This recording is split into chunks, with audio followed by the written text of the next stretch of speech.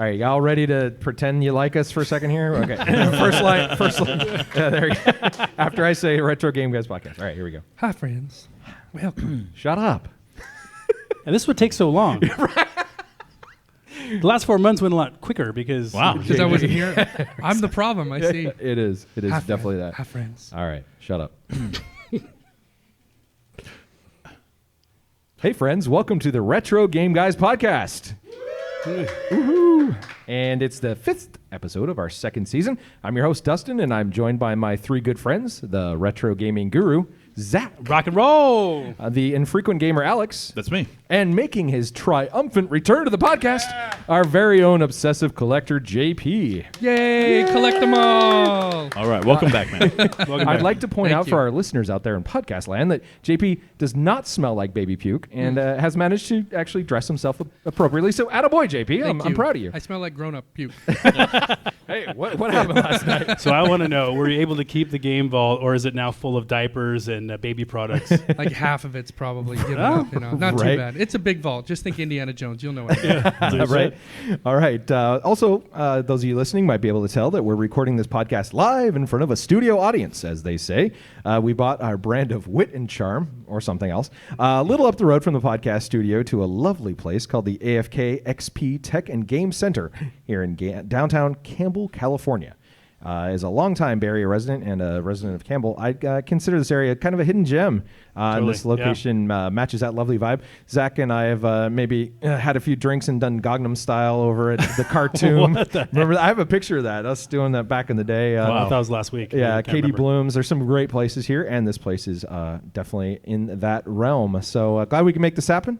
All right, let's kick off here with a few updates, Zach. A few this time. Yes, a few. All right. A few hundred? No, I'm just kidding. Right. All right. Well, Dustin said, welcome to the first live Retro Game Guys podcast. Woo-hoo! And hopefully... Yay! Yeah, we're just going to keep saying that throughout the whole time. First! Love us! Yeah, right on. It's going to get quieter and quieter as we leave. Well, hopefully this isn't our last live podcast. We'll see if we get invited back after the shenanigans that happened in this episode. Shenanigans. Well, this live podcast was made possible by our friends Eric, David, and the whole crew here at AFKxp Tech and Game Center. Thank you. And we're also excited to be partnering with the brand new retro game shop located here inside AFKxp, the Retro Fix, right over here. And that's run by our buddy Rudy, who's here today. Yeah, Rudy's over there. Yeah. Several of us have already made some purchases. Yes. I was joking before the podcast that this is the reason, Rudy's the reason why I wasn't able to make my mortgage last month. Right. Well, thank you guys for being so awesome to us and for hosting our podcast. How about another round of applause for these guys? AFK, all right. So if you're in the Bay Area, I'm seeing a theme that's we're gonna keep hitting that button. We're gonna keep hitting that button. Just keep pushing. Well, that one was louder than the last one, so this is getting better. Yeah, right? Better energy. All right. So if you're in the Bay Area, you must drop into this place. AFKxp has a gaming center where you can play PC games with your friends, and they host regular gaming events like a monthly game swap meet, Smash tournaments, and Pokemon trading nights. So really fun stuff. Yes. I'm into that. And while you're here, you can buy some stuff from Rudy. You can go downstairs and get some beer and play some arcade games at Level Up Arcade. So there's a ton to do here. It's really fun. I already had a nice little mini corn dog snack. It was very excellent. So very cool place here. Yeah, I also wanted to mention how hard these guys are here working to keep the Bay Area retro gaming scene alive. So please support these businesses and keep them thriving. Here, here. All right. So moving on to some other updates from me. So in our last episode on Donkey Kong, you guys remember that episode, the one that was like 480 hours long? Yeah, that was a long episode. At least. It was a couple commuting back and forth before I could actually finish it. I was like, good Lord, guys. I was crying. That's edited down. Yeah, no, I know it is. I know you guys. I was crying editing that. I'm like, it's still going. It's so long. I thought it moved along okay. It was No, it did. It was really good. Did you guys think it moved along okay? Hey! Oh, jeez. I was kidding. All right. I just like how Dustin kept making fun of me. Every podcast I listened to was like, oh, you're good. You got 15 kids. You coming back? Yeah. Probably fuming. All right. Well, anyway, in that Donkey Kong episode, I dropped some trivia, and I said that Cranky Kong, so the old man gorilla in the Donkey Kong Country game on the SNES, was actually the original Donkey Kong from the 1981 arcade game. So he just got older and more cranky. And then I wondered, well, if Cranky Kong is the original Donkey Kong, well, then who the hell is the modern Donkey Kong? Right. And you guys said, well, that's got to be Donkey Kong Jr., right? Just all grown up. And it made perfect sense. It's so simple. Right. Well, I went on the internet, and I think you guys are actually wrong. What? That would be the first time ever. I'm sure. That would not be a shocker. That would be all right. So in Donkey Kong Country, Cranky Kong actually calls Donkey Kong his grandson. No. So that can't be Donkey Kong Jr. Right. Because that would be his son, right? Right. So is the modern Donkey Kong then Donkey Kong Jr.'s son? No. And then if so, like what happened to Donkey Kong Jr. then? So He's too busy Okay. doing math. I don't Right? there you go. Hey. There's a deep There's retro a gaming pull joke right right there. on. Yeah. Well, I went on a fan site, and there is this whole rumor about Donkey Kong Jr. actually being dead. And so, That's a little morbid. Wow. Yeah. This does not sound like a Nintendo-based rumor. No. Like- People have a lot of time on their hands when they Right. put together fan sites. Well, reading from this one fan site, it says, quote, Donkey Kong Jr. likely fought in the Great Ape War. Oh my God. In order to keep his the Great Ape War, in order to keep his son, the new Donkey Kong, and family safe, his wife was either killed or went missing during the war. What? And it's thought that his disappearance in the games prior to Donkey Kong Country is linked to that battle. It's unknown if Donkey Kong Jr. survived the war or simply disappeared. This is like a deer hunter. This is. That's what this is like. I was gonna say this is like the same people who ship like Kirk and Spock. Like they Yeah. come up with just what? Yeah, What's going on? it sounds like BS. This is like sounds like monkey business. I want to see that movie. The first one. But no, seriously, Nintendo needs to tell us what the heck happened to Donkey Kong Jr. It's a conspiracy. We need like a serial podcast all about this thing or something. Change.org petition, Alex. Yeah, those I'll get right on usually it. those usually do something. Right, totally. All right. Well, as for my other update, I'd like to bring in a very special guest. Uh-oh. And a guy who our longtime listeners will recognize. To some, he's known as the Golden God. Yeah. To others, he's known as Don Van Dam. And to Alex, he's simply known as my hero. So, Don, why don't you come on down, pull up a chair here, All right. Check out and join us. Check out these locks. The golden. Legendary. I Yeah, can feel that. that's what you're jealous of. He has hair. He flipped his I hair when don't, I don't think I've ever hidden that at all. It's part of the gimmick. Yeah, Right, right. right. I mean, come on. lead in there. All right. Excuse me, I lean in. Have you seen them? Have you seen them turn water into wine yet? That's a good boy. trick. I was Boy. actually walking on water outside too. Hey, all right. Scoot him a little. I can feel some heat coming off this guy right now. Right? Is he- Okay. yeah. I do have my. I'm gonna have to Well- have to put my arm around him. Over It's fine. Like, It's hard not to. yeah, that was it. That was It's that's okay. the excuse, right? I know. I just need a reason to be close to someone. It's fine. So as we Who talk, isn't throwing up on you? Currently. No. that's true. That sounds like our weekends together. Right, So, yeah, all that's right. exactly it. All right. So as we talked about ad nauseum on this podcast, Don and I have a running rivalry. Would you say? Would we call it a rivalry? Yeah, some sort of epic proportion kind of rivalry. There you go. Yeah. Well, it's at Street Fighter 2, my favorite game of all time, and that rivalry came to a head in our 1-year anniversary podcast at the California Extreme Arcade Show back in July. Yeah. And it was there that I took down Don Van Dam in a best-of-3 match in front of many onlookers. You guys were there. There was a few witnesses. There was a few. It was Yeah. pretty disappointing. Yeah. Right? Yeah, Okay, I I gotta. bet. By the way, the stream is behind us, and I'm just like, oh, I just picked my nose on the stream. So I got It's a different game when you got TV. In there, Yeah, you know? Yeah. We're- thanks. I'm sorry, listeners. We're out all there. about accuracy. This is actually what happens. Well, getting back to Street Fighter, so at California Extreme, simply put here, my Blanca drank the blood of your Guile and M. Bison. Would you say that was I would agree. accurate? I would agree. Yeah. I think if I had chosen Ken, but I didn't. So Hindsight. what mattered was that it was a full loss. Yes. Oh, thank you. Yeah. Well, after Don went home and became a family man, that's a Guile joke, by the way, he challenged me to a rematch, but this time on Super Street Fighter 2, and more specifically, the Super Street Fighter 2 machine that is downstairs at Level Up Arcade, the same one that you used to win the Super Street Fighter 2 tournaments the That's last couple correct. times, That's right? correct. Reigning champion. It's on record. So we could say this is your game and your machine, And, right? In your house. Yes, it's actually well maintained as well. Right. Yeah. There was a couple of glitches on That's some of the kind ones of we were key. playing. But this is well maintained here. Except the difficulty switch is a little high, I would Yeah. say. Well, it's made at 8 quarters, so it's successful. Well, so last week, Don and I met here. We had to wear disguises because we didn't want to tip off the press, right? We grabbed some beer and we got like $7 or $8 in quarters, and we got to work. We played over 30 games, and I would like Don here to share what he saw happen in the rematch. Go ahead, Okay. sir. Fill in. So everybody. Don't let me down. Oh no, I won't let you down. It's been hyped. I think you put it on Twitter and all that good stuff. Yeah, but he's been busy not caring. I about know. I social could media, tell. so he He's has just no phoning idea. it. He's I got his didn't want to Pepsi. jinx it. He's I didn't want relaxed. to jinx it. All right. He's a Pepsi man. That's right. Yeah. So we like Zach said, we probably had $7, $8 in quarters, 9. I don't know where it was. Yep. It did not go well for Zach to say overall. Oh, really? He had some he had wins, but I had like multiple streaks in there. Like Yeah, and if anyone's played Super Street Fighter 2, there's a cheater character in there named DJ. It's only for cheaters. I wouldn't say he's broken. That he went on this mad streak with, and I hadn't played anyone using that for like 20 years or something crazy, and I was like, excuses are just coming. Well, I was gonna say if that's the case, then literally every character I use must be broken.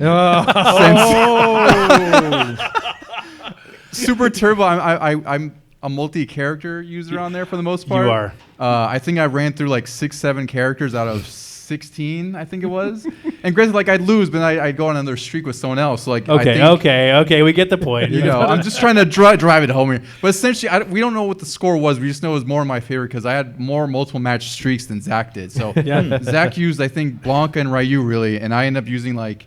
What was I think I picked Ryu accidentally and I beat him like 3 times. Okay, all right. So you were golden that day. Yeah. I will give it to you. DJ was like a 6 streak. T-Hawk.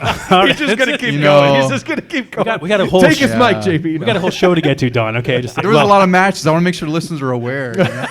Well, I'm going to shake your hand here. Losses. You did come out victorious. You came out on top. I will give it to you. Good. Hey, all right, That was my Rocky 2 story for that. Absolutely. Well, technically, it was unofficial because there were no witnesses. I will tell you. And one thing I failed to mention was that we were drinking beer, right? Now he's drunk. He had a beer. But it one. But it was like an IPA, like really high alcohol content, right? It was. It may as well have been a cider. Actually, they brought it in from Utah. It was a 3-2 beer. Special. But it is known that beer messes with your hand-eye coordination. Oh, okay. But anyway. Yeah. Well, hey, congratulations, sir. Should we call it a 1-to-1 score? I think that's It fair. sounds like it sounds like it was more like 30 to 1. Yeah, it though. sounds like you beat him once and then he beat you multiple times. Yeah, right? that's Did I get true. that right? I mean, if we go I'm not an expert. if we go based on just match wins, then I would win. Listen, I'm just an infrequent gamer. Yeah, but you're trying to be impartial. You're trying to be partially I'm just impartial. trying to say you beat him a lot of times. Yes, and then you didn't. And unfortunately, you guys were not here to witness it. I think maybe Eric was. He's pretty good at posting stuff on social media. I'm surprised. I know it's curated. That he didn't. He totally alluded it. Oh, you will share the results soon. Yeah, I'm a little shocked. It was a non-tournament setting. Okay, let me just put it that way. All right. And this was a California Extreme non-title belt match. Yeah. Well, Golden God, you were golden. Congratulations again. Thank you guys. So, if you want to settle it, you want to play Contra later? We'll do. You have to allow me to prepare, but sure. I saw your scores on Twitter. I don't think I'm gonna. You know what? That's not gonna come close today. You get the victory, my friend. Thanks for stopping by. I appreciate it. All right. Thank you. Thank you, God. Thank you. All right. Well, hallelujah. That guy's a cheater. He's a dirty cheater. Good job, Don. sore loser. All right. And those are my updates. Hey, all right. Well, thank you, Zach, for trying to keep it shorter than last month, at least. 12 hours shorter. Yeah, right. There's a few updates from me here on my state and the state of our podcast. I've spent. You flew in from LA, Alex. My arms are tired. Yeah, da-da-dum-bum. I've spent basically 8-something hours in the car the last 24 hours, driving all around Northern California to various family and other events, including a party that went into the wee hours last night where there was one of the awesomest things I've ever seen, which was live band karaoke. Oh, wow. Oh, wow. It was so much fun.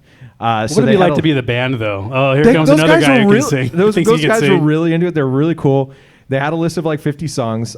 My coworker did New York, but he's a Broadway kind of guy. Like he does theater, so his New York was like really good. And you went on after him? I went on after him. Not right, but I was like, thank God there was a gap. And here's Dustin doing Creedence Clearwater Revival. Close. I did. I picked Bryan Adams' "Summer of '69," which is not about the summer of '69, but we'll continue. But we'll continue. Yeah.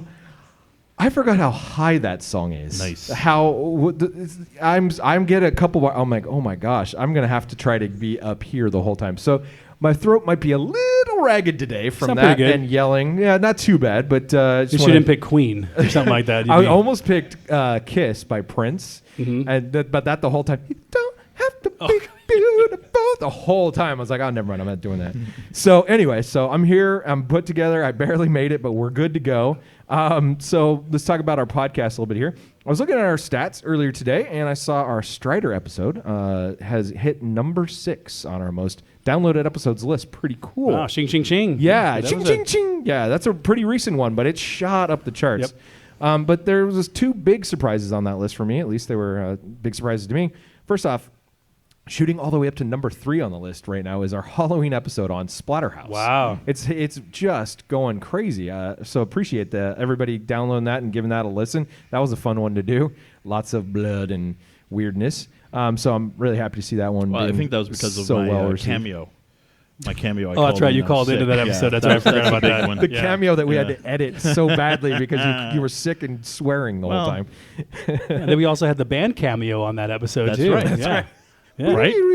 Cameo from Cameo. All right, please continue. Bow, bow. Yeah. Second surprise, when I looked at our stats last week, our Rygar episode had made it in the top 10, but when I looked today, that one was gone. No, Rygar. And in its place at number 10, our very first episode on Mario Bros. Oh, my God. Wow. Like, I was not expecting to see that one make it such a comeback. So let's see a show of hands. Who's actually heard the first episode of the Retro Game Guys podcast?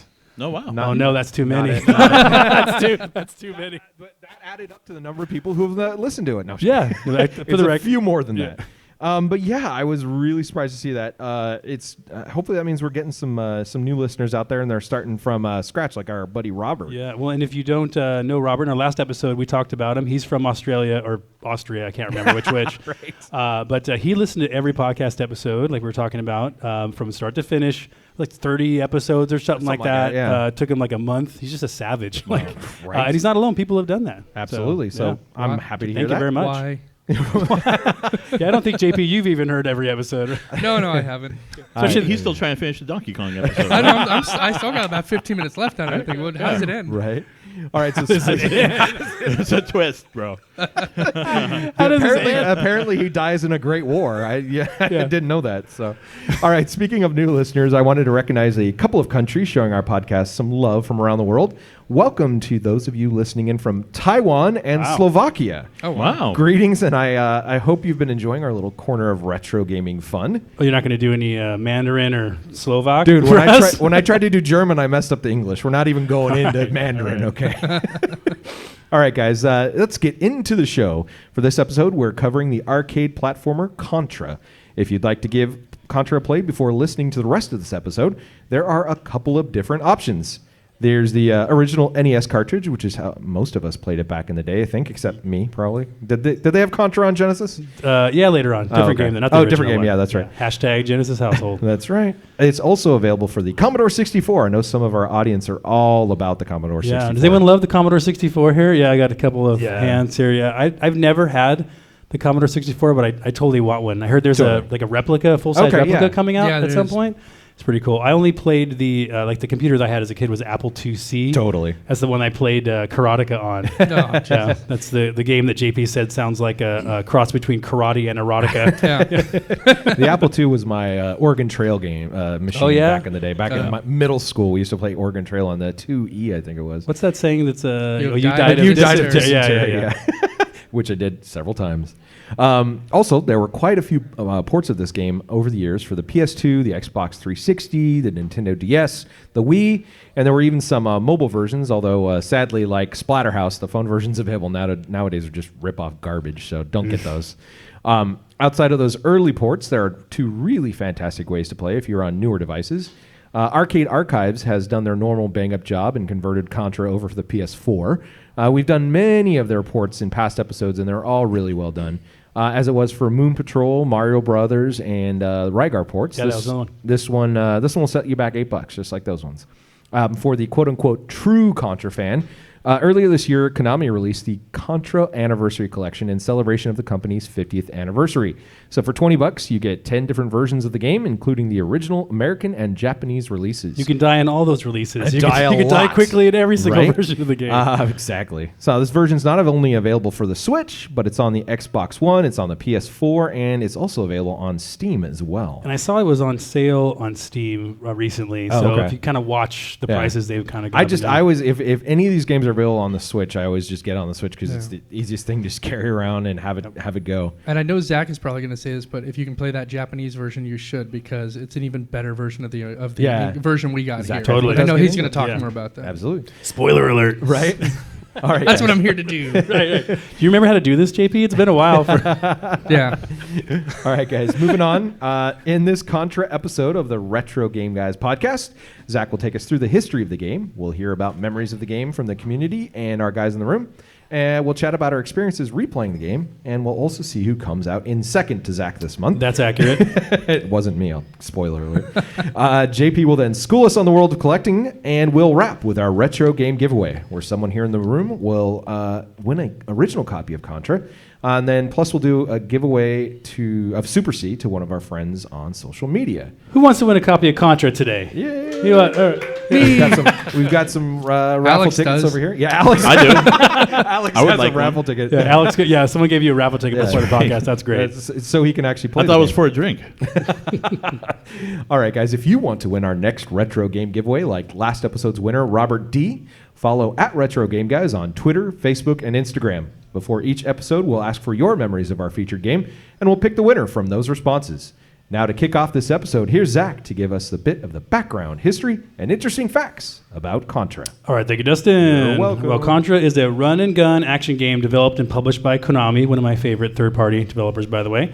And it was released in the arcades in February of 1987. And the NES version that most of us remember came out almost exactly a year later in 1988.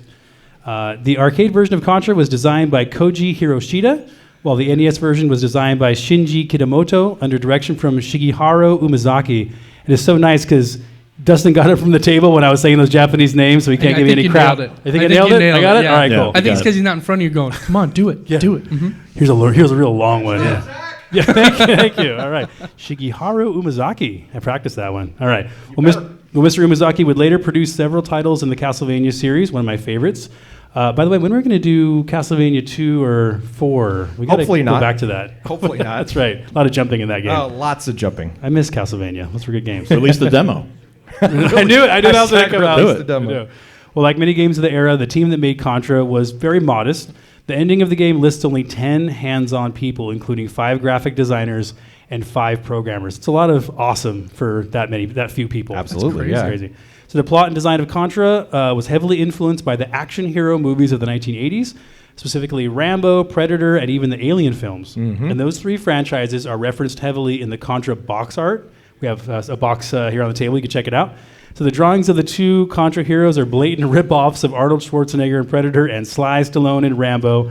And between the 2 characters, there's this oddly orange-looking H.R. Geiger-inspired alien. Like, what's going on there? And somehow they got away with that box. I don't know how that happened. So while we know this game is Contra here in the States, the game goes by many different names elsewhere. There's Contora in Japan, Probotector in Europe, and Grisor, which was used on some home computer releases. The Japan arcade instruction card says that the name Contra is, quote, a title awarded to a superior soldier possessing almost superhuman drive and ability while excelling in guerrilla tactics. Sounds pretty tough. Yeah. I like almost superhuman. Almost He's almost. Yeah. Not quite. Until you get hit once. Right. That's totally right. Yeah. They get that meow. Yeah. Well, oddly enough, just 2 months before the initial release of the game, the Iran-Contra affair came to light, which was a scandal where the Reagan administration in America was secretly funding the activities of a Nicaraguan resistance fighter group called the Contras. This revelation led to a ton of congressional hearings on TV, and the word Contra was used extensively. Right. Entered the American lexicon, I think, at that point. Yeah. So there was some debate as to whether the game Contra was purposefully named after the resistance group, with Konami never publicly admitting it. Lending a bit of credence to the idea is the fact that the end theme in the game is called Sandinista, which just so happens to be the name of the opponents of the real-life Contras. So coincidence? Maybe. Maybe not. Maybe not. So whatever the case, by the time of the sequel, Konami appeared to want to distance themselves a bit from the Iran-Contra affair and its implications.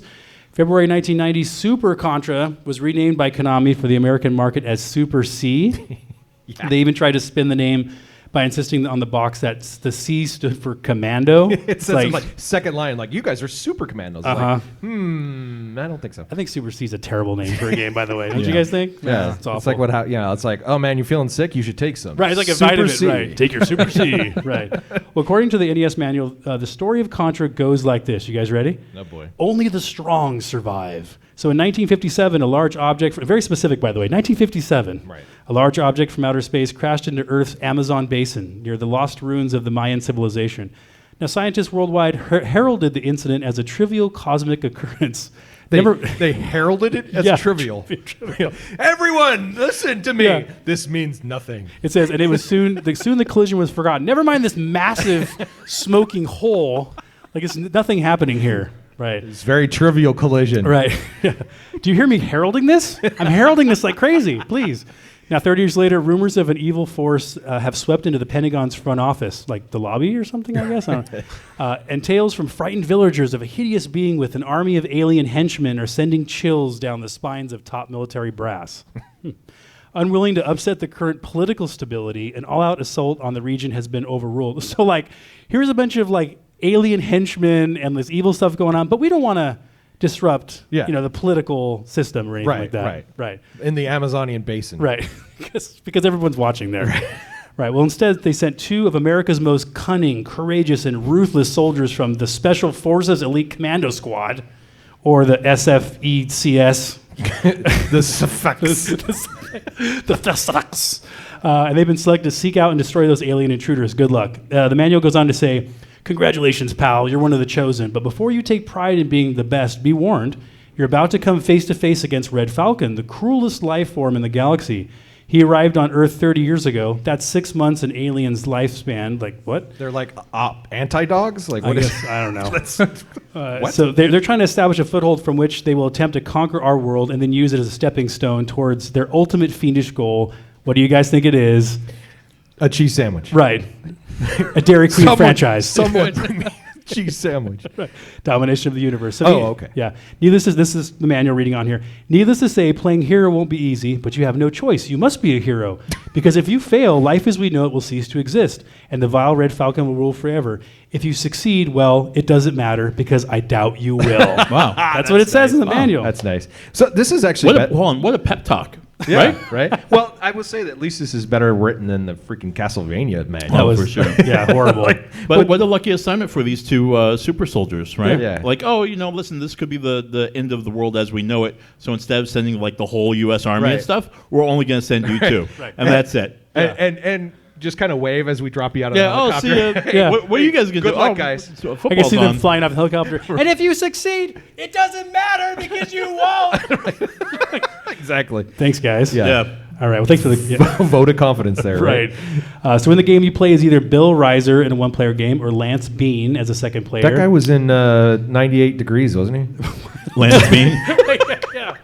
He's very athletic, so it makes perfect sense, right?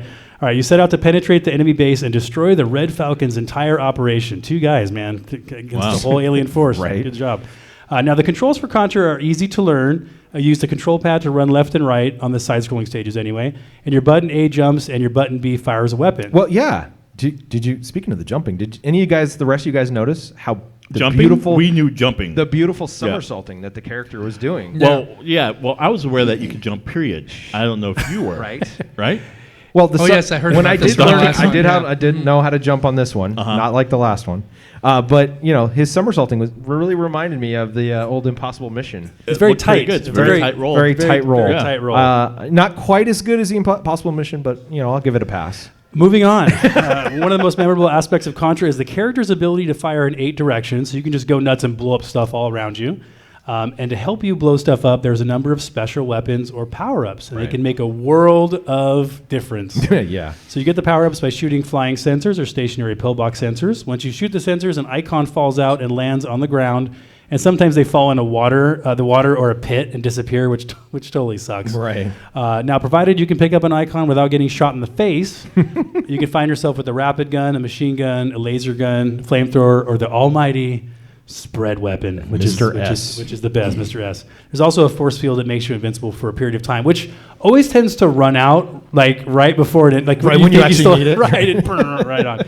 All right, so basically your goal is to shoot, keep shooting, and shoot some more, and try not to get hit while racking up a high score. Now, if you do get hit, you die instantly. Yeah. There's no headshots in this game. It doesn't, you said, shry not to get shot in the face. It doesn't matter. You can get shot in the knee. You can get shot Step in on the a bullet. toe. Yeah, Yeah, you could nothing. look Doesn't at a matter. bullet cross-eyed. Why are they wearing armor? Like, why? It's like they're this special commando squad or whatever. They can't even take they a have bullet. pants. They don't have shirts on. Oh, they Yeah, don't. That's right. Yeah. Right.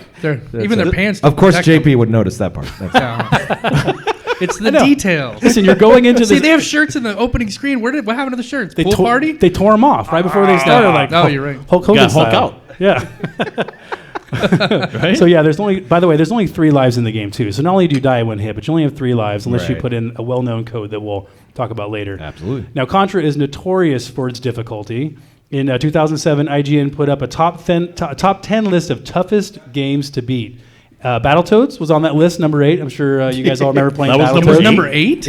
I know, right? What was 1 through 7? No oh kidding. my god. Yeah. So they said, well, their number 3 was Shinobi for the PS2, which I've never played. I don't think I But have. it sounds hard. Number 2, it must be hard. So I won't Harder get it. than Battletoads, Right, apparently. forget that. Then number 2 was the original Mega Man, and Contra was number 1. And I got What? Yeah, I got a problem with that. Yeah. There's no way. So Battletoads number 1. Battletoads should be much higher than 8. I agree with you guys. And Mega Man is pretty tough, but I don't think it deserves to be in the top 3. Yeah. I don't know about you guys, but I would say like my top 3 would be like Ghosts and Goblins. It's hard as hell. Boy, Does it, Blob. that game's not that hard because it only has that one first screen. Right, Right? you can't get past, You right? can't get- yeah. That's it. You're done. Ninja Gaiden's another one, super hard. Yeah. That's one of those games where, like, if you get far in the game, you die, you go way back and I restart. hate that. So you have those instances where you restart and you kind of pause the game and you just sit back in your chair and you go, That was I do that it was again? Battletoads for me a couple Yep. of times where it's like, oh really? Thanks. "Yep, thank you." Right, thank you. And then Ninja Turtles on the NES. That was another one that brutal. I would always say Boy and his Blob because I never knew what to Yeah. do in that game. I'm just like, here, eat this. What Yeah. do you want to do? That was it. I'm surprised you didn't put Galaga in your top Oh. 3, you big wuss. Well, you can't technically beat Galaga. I guess there's some okay. agreement by some Yeah. gamers that it's level 30. But I saw your Christmas present over there, by the way. A copy of Galaga 90 for So TurboGrafx but 16. The funny thing is, last Christmas, episode number 2, Galaga, very difficult. I may have banged my head against the wall a few times on that. For that Christmas, my wife bought me one of those mini Galagas. It was like a a joke. She's basically. totally Yeah. taunting you. I was like, man, and I'd be like, oh great, I can't wait to play this. I'm like, just like crush it. Right. Well, let's get back to Contra. So the game is one of the more popular retro games to speedrun, thanks to its many strategies and short length. Speedrunner Angry Lanks has the single-player world record run of, get this, 9 minutes and 50 seconds. Oh, wow. Fast. Jesus. And he also set the 2-player world record in cooperation with this guy named the Mexican Runner. Have you heard about this guy? Oh, yeah. We talked about him in previous episodes. So this guy, if you haven't heard about the Mexican Runner, he has the world record in Battletoads. Oh man. He also has some other top 3 finishes, including in Cuphead. If you guys have played Cuphead, came out in 2017. It was inspired by some cartoons from the 1930s. Off the charts, amazing art style. But it's known for its beautiful extreme- and it's so hard. Indeed. It's really hard. So this guy only gets world records in games like that. And if that wasn't enough, this guy also has finished every single licensed NES game in the world while streaming. Wow. Every single one. Yeah. So I'm kind of a fan. If you can't. He's kind of tell already. fanboying Kind of a over fan. here.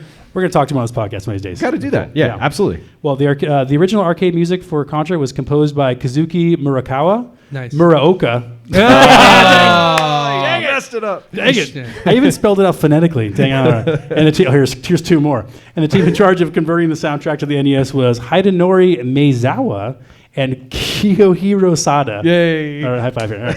Mr. Meizawa was the go-to guy at Konami when it came to arcade conversions, and he also had a small role in the music composition for Castlevania. Going back to Yeah, Castlevania. there you So go. awesome soundtrack.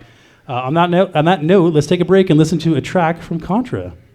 So should we play a track from Yeah. Contra? I guess, All right? let's Yeah. play a track from Contra. We usually have this You're not kind of editing set any up of a this, little right? bit better, but No. yeah. Yeah. This isn't. Come on, edited. JP. You should have this up and ready. What are you doing right now? You're just over there holding your pen. I don't have a pen. You're not. You're pulling on your finger. Then there's somewhere down. He's like, how much longer can I stay away from the baby? How much longer can I use this as an excuse? Oh, I'm already owing so much for this. You haven't yawned very much, though. I'm really No, I'm impressed. getting a pretty good amount of sleep. Yeah. I hate Yeah. you right now. I hate you too. I've got a 5-year-old I don't get enough sleep because of. There you go. There you go. Oh, it's perfect timing too. Oh yeah. That was like perfect timing. Here we go. Here's the. Yeah. Almost exact. That's almost on time. That's pretty dang good. I like that. It's good stuff. Just kind of sets the tone. It's a good ringtone for your phone if you want it. Yeah. Hold on. Ringtone? Why aren't you answering your phone? Hold on, the good part's coming up. Why didn't you answer your phone? Because it's 2019. Text me. This guy calls me. Calls me, and I'm like, I'll text him back. What do you want? No, speak with your words. It's like, you know who else calls me? My mother. That's it. Yeah. Well, you answer both calls, so. Well, they're both worried about you, so answer the phone. That's right. Yeah. It's a long track. Right. Yeah. There you go. All right. That's Contra. That's jazzy. That's very jazzy. There's a few bands out there that have covered Contra music. In fact, my buddy Eric here that helped us hook us up with this show, he's booked a few of the bands that have played like NES game tunes, right? Like there's one called the Mini Bosses and a couple other ones, and they just tear it up. I love those kind of things. I've seen. I took my older kids to there was a Pokemon Symphony downtown San Jose thing where they had Pokemon videos going and they were playing the music live. Yeah. It was so much fun. The kids are super into it. So good way to expose them to some kind of different musical genres. But it's about video games, and then, they get to see like actual classical music. Well, so I don't know what it is about the NES music, but it's really good for like a 2-guitar melody thing. Oh, okay. You know, so they have these 2 lead guitars just going off playing the music. It's really cool. So Malmsteen. check it. Yeah, a little slower than you get Malmsteen. Right. All right. By the way, we didn't get to it, but the theme when you beat a level, how iconic is that? The It's very good. Yeah, it feels like success, and it better if you got that far. You need that like at the end of meetings at work. You should play that. All right, that's it, and that's a wrap. Or use that to end the meeting. That's the end. That's the wrap it up I'm sorry. button. I'm sorry. The music told me it's time to be done. Rip your shirt off and just run through the door. There goes Dustin again. Why does he have an assault rifle? That took a turn. Moving on. That's going to happen one day now. I love my job. Any of my coworkers listening, you're all great. Oh, he's part of Sorry, let's edit that out. My apologies for that one. Oh, you didn't know Dustin's part of the SPSK, whatever? He's the Sporks or whatever. He's flying to the whatever. Okay, all right. So while Contra was popular in the arcades, it was a smash hit on the NES, and the game's success owed a lot to the fact that it was simply a badass co-op game, two-player game. Yeah. And this came at a time when most games were either single-player or two-player turn-based games. A review, Except Freeway. Yeah, that was cool. That was Freeway was head-to-head. We got a rematch there again. Absolutely. A review from the June 1998 issue of Computer Gaming World magazine talks about this, saying, quote, "Two-player contests are always in demand because most video games are designated for a solo gamer. Contra is doubly welcome because it is truly an outstanding action epic." Mm-hmm. That's great stuff. And Contra didn't just work as a co-op game. It was truly an experience, right? I mean, players could either help or hinder each other. And it took some serious coordination to complete the game. I mean, how many friendships were tested by playing two-player Contra? On this level On specifically. this one here with the waterfall. So we're waterfall, level on the 3. screen we got the waterfall level up. 2. And see right there, this guy, one guy's jumping like crazy, the other guy can't keep up. Player one doesn't care, just keeps going. Oh, I was hitting my That's brother like many what- times for that one. That's what it's like playing with Zach, right there. I'm kind of I'm going to keep going. No. You know, you can wait, right? Nah, but I'm not. Nah, we're good. Mm-mm. I'm kind of a special weapon stealer too, right? Yeah, kind of a... There's Stop a word. taking my There's spread. a word for it. Yeah. All right. Yeah. All right. Well, as far as sales go, according to the October 1996 issue of Electronic Gaming Monthly, page 142, if you have it just laying around, by the way, Contra and its 5 sequels had mass sales of over 4 million copies in the 8 years since the first one was released. So pretty popular. By the way, if you guys love Contra, you got to check out Life Force. It's another awesome 2-player simultaneous, and the Contra code works in that too. It's a Another space shooter Konami game. Yeah, release, Konami right? game. Yeah. It's a space shooter. It's one of the few space shooters that I'm actually okay at. And Jackal, it's a game where you drive attack jeeps. It's another that's a 2-player good simultaneous, made by Konami around the same era. So it's got that Contra vibe. So Okay. again, if you love Contra, those are highly recommended. Cool. Now today, Contra has over a dozen sequels, including the previously mentioned Super C, which is excellent despite its lame title. And But it'll make you feel better. right, yeah. There's a terrible NES sequel called Contra Force. It's a U.S. exclusive that bombed. And Contra 3, The Alien Wars, which was one of the highlights of the SNES. You guys got to play it if you haven't already. The most recent Contra game, as of this recording, is Contra Rogue Core, which is available for all the major consoles as well as PC. Although I wouldn't necessarily rush out to buy it, wouldn't rip your shirt off and run out. But I want to EB Games, right? Yeah, to EV Games. They have it right on the corner here. Electronics Boutique, yeah. Because the reviews are not that great.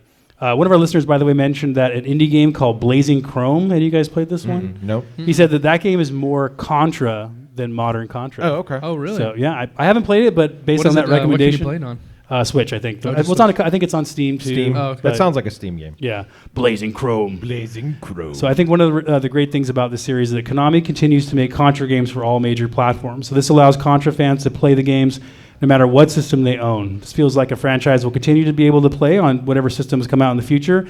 Even someday the Xbox Series X, Model X, Type X. Yeah, so many X's. It's like Vin Diesel's going to come out and represent. Come on. No, I have to admire Microsoft for just going all in on they're committed. Terrible naming. They're committed to the They're X. like, all of our system names have been horrible. We go 360, then we go 1, now we got 1S, 1R, 1X, and then we'll go Series X. Like they're just like, we're all in on terrible game Soon they're naming. just going to call it Box. You know what'd be really good if It's a Microsoft if you have a box. system name like the PS4. What are you going to name the next one? PS5. 5. It's easy, done. Yeah. Like write the check. Nintendo's No. kind of like that. They have to rethink the whole thing, right? Right. I don't know. Well, they had the No, Wii U. they had the Wii U. Yeah. No, that Although bombed. that was a rumor. Did that actually come out? Like, oh, you have one. That's right. Yeah, I and, think- and if you'd like to, our listeners in the audience, I believe they have one for sale over here. If you like to. If you'd like one. Right. Anyway. Well, that wraps up the history segment. Now, to help us learn more about the game, here are 5 ridiculously interesting facts about Contra. And here we go. Number 1, Contra was not the first game to use the Konami code. As I'm sure the listeners know, you enter up, up, down, down, left, right, BA start on the title screen, and you get 30 lives instead of the paltry 3 you'd normally start with. Now, this made the game so much easier and more fun for casual players. But while Contra made the Konami code famous, the first game to use it was the classic shooter Gradius. That game kicks my butt, by the way. Even with the Konami code, I'm just like, yep, put it down. But if you put the I code hear in, a future podcast possibility no, there. I'm actually really good at Gradius. I take that back. But if you put the code in, you get a bunch of the weapons in the game, so that helps a little bit. But you still mostly die in one hit, which kind of sucks.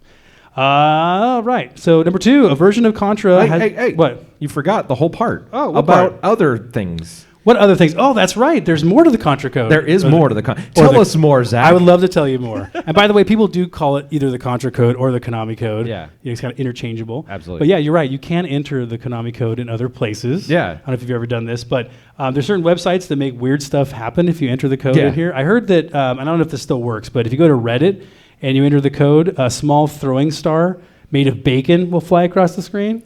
So There's a bunch of them. Like I know this one doesn't work anymore, but ESPN for a time, when you went to the ESPN site and you did the Konami code, it would just basically the entire screen would be taken over by unicorns and rainbows. It would just completely melt the site. It was really cool. I heard there was some tie-in with My Little Pony on that or something. I don't know. Seriously, I don't know. Yeah, I it guess, could be. Yeah.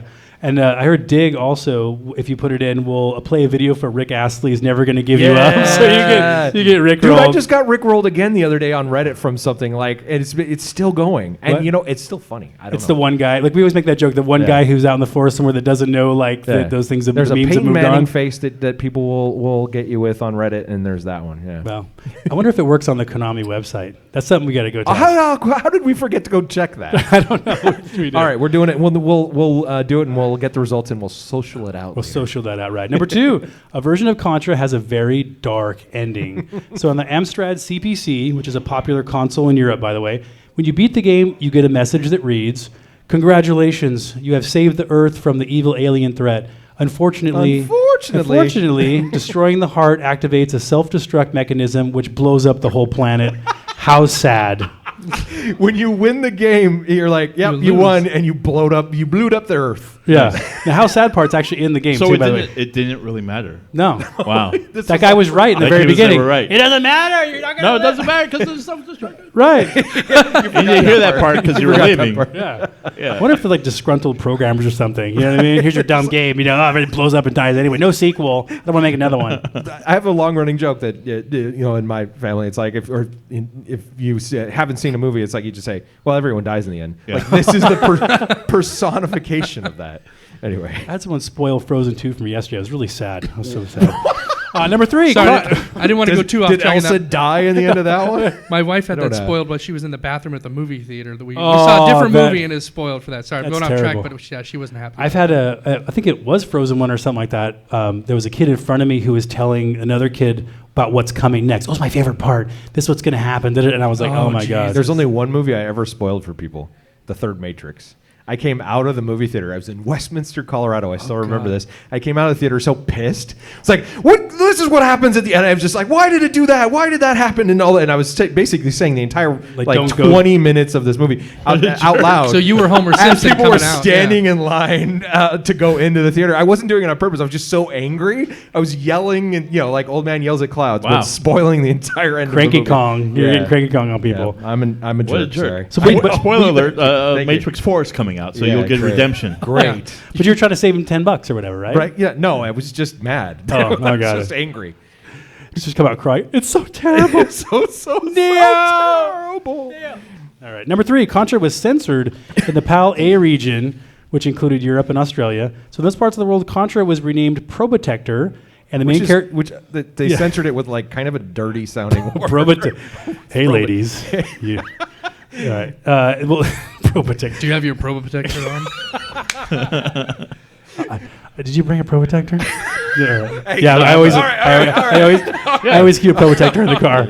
They make those. I have one in Moving my on. wallet. It's They okay. make Don't worry. Magnum, It's right? probably still good. Just trying to make one comment. You move. It wasn't even Alex. No, this time. Magnum Pro Protector. In the gold case. Okay. Super Probotector. I shouldn't have XL. encouraged him. All right, move on. Move All right, on. Pull up. In those parts of the world, Contra was renamed Probotector, and the main characters and there were several enemies in the game were also changed to robots. This was due to Germany's strict censorship policies for entertainment that depicted war. I wonder why Germany would have a strict. Oh, not nudity, not the topless guys running around. No. That's okay. Germany didn't have a problem with nudity back in the day. They had a problem with war. Interesting. So They were I cut get off. it. All right. Well, sadly, the PAL A region didn't get the awesome action movie ripoff box art that we got, which is amazing. There's no blood or extreme gore, especially by today's standards in Contra. So I don't know.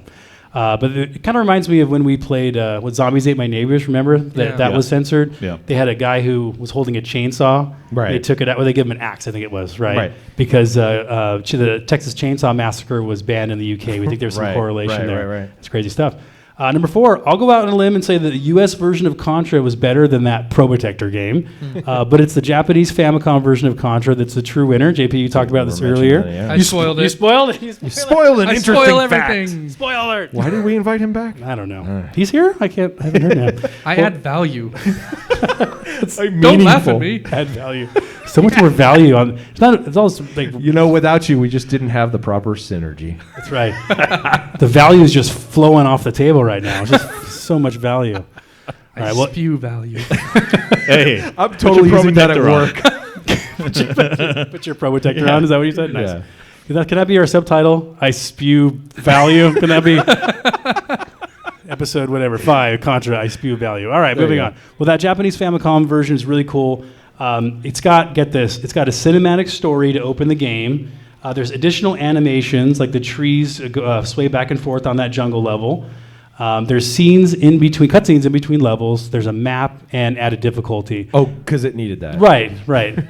Now, this is all possible because the Famicom cartridge had an extra chip in it that the NES cartridge didn't have. Did it then weigh more? It might have weighed a little bit more. See, we should check that. Which is check funny that. because it would have the room. The NES carts are so much Right. bigger than the Japanese carts. So why Oh, couldn't you have room right. for the chip? Yeah. Money, money, money. right. Yeah, but it is true. cool if you can get your hands on it. And it's actually easy to play because it was included in the Contra Anniversary Collection on the Switch. Okay. So you can definitely play it. And number 5, you can run through the jungle. By the way, run through the jungle. Yeah, I was gonna say, Credence. Was that the one you I sang should have last done night? that. I should have. Yeah. You can run through the jungle in Contra as Simon Belmont from Castlevania. Wow. Yeah, but to be clear, you can only do this in a different game. So there's a game called YY World 2 for the Famicom. And unfortunately, it never came here to the United States. I mean, with a name like YY World, wouldn't that be an instant hit? I don't know what they were thinking. It's like a greatest hits Konami game where you pick from several characters from the Konami universe, and you could play through levels inspired by those games. Okay.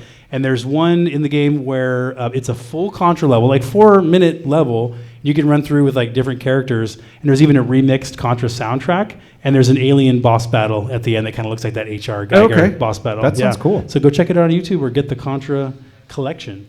All right. All right. And it is a bonus fact. When Contra came out for the NES, it retailed for... How much do you guys think it retailed for? What do you guys think? Let's hear some numbers from the audience here. How much do you think this game cost? How much? $59? What do you think? 50? 60? I'm thinking 62. $1. $1. $1. Yeah. All right. Price is right. Yeah, right. Slow down over there. $36.95. That's really? Yeah. God, that seems so cheap. It does. Well, not so fast, JP. Oh, Yeah. there's more. Have you There's forgotten about our old friend inflation? Inflation. Oh, yeah. Right. Oh, yeah. What would that be in this dollars? $80.34. Oh, my Wow. God. Yeah. All right, that's expensive. That is kind of expensive. But I think, another spoiler alert here, I think even at that price, it's worth every dollar. Oh What do you guys my. think? Yeah, $80. But yeah, nowadays you spend $80 or $100, it's like for these special editions and you have all this stuff. That was There's just like... 3 versions of a game. The Yeah. first one's 60 up to 150 or And this whatever. one, it's like, oh, you paid $80 and you get like 46 seconds of game time because Yeah. you're just dying. Well, instantly. we've talked about how back in the day games were typically 50 to 60, sometimes 40, and that people complain nowadays like about $60 games, like because for a while the price point was 50 and then they bumped it Yeah. to 60. But when you think about inflation like that, video games have actually come down in price over time. Yeah. Well, or unless you're playing the new Star Wars game, in which case you buy the game and then you end up playing how much? Like $1,000 over the lifetime of the game? The Because new it's Star Wars good. game doesn't Oh, okay. have any. Doesn't Are you have sure? any. Yes. All right. You're talking People about complained Battlefront, about right? that, right? Yeah, yeah, yeah. Yeah. Infrequent gamer. Actually, the Right. new Star Wars game is really good, really well done. It's was on the top 3. There was a viewer choice video game awards this last week, and it made the top 3. What's so, this Star for this Wars year. you speak of? Yeah. Star Wars. What is it called? The Is that Fallen with Picard, Order? right? Picard's in that one? That's not correct. And that was 5. Kirk. It's Kirk, right. And that was 5 ridiculous interesting facts about Contra. Hey! That was at least 2 hours shorter than the That was at least. Donkey Kong one. Right about now, and Donkey Kong would just be kicking things off. Right. All right. Well, Is thank this you, where I Zach. fall asleep in the episode?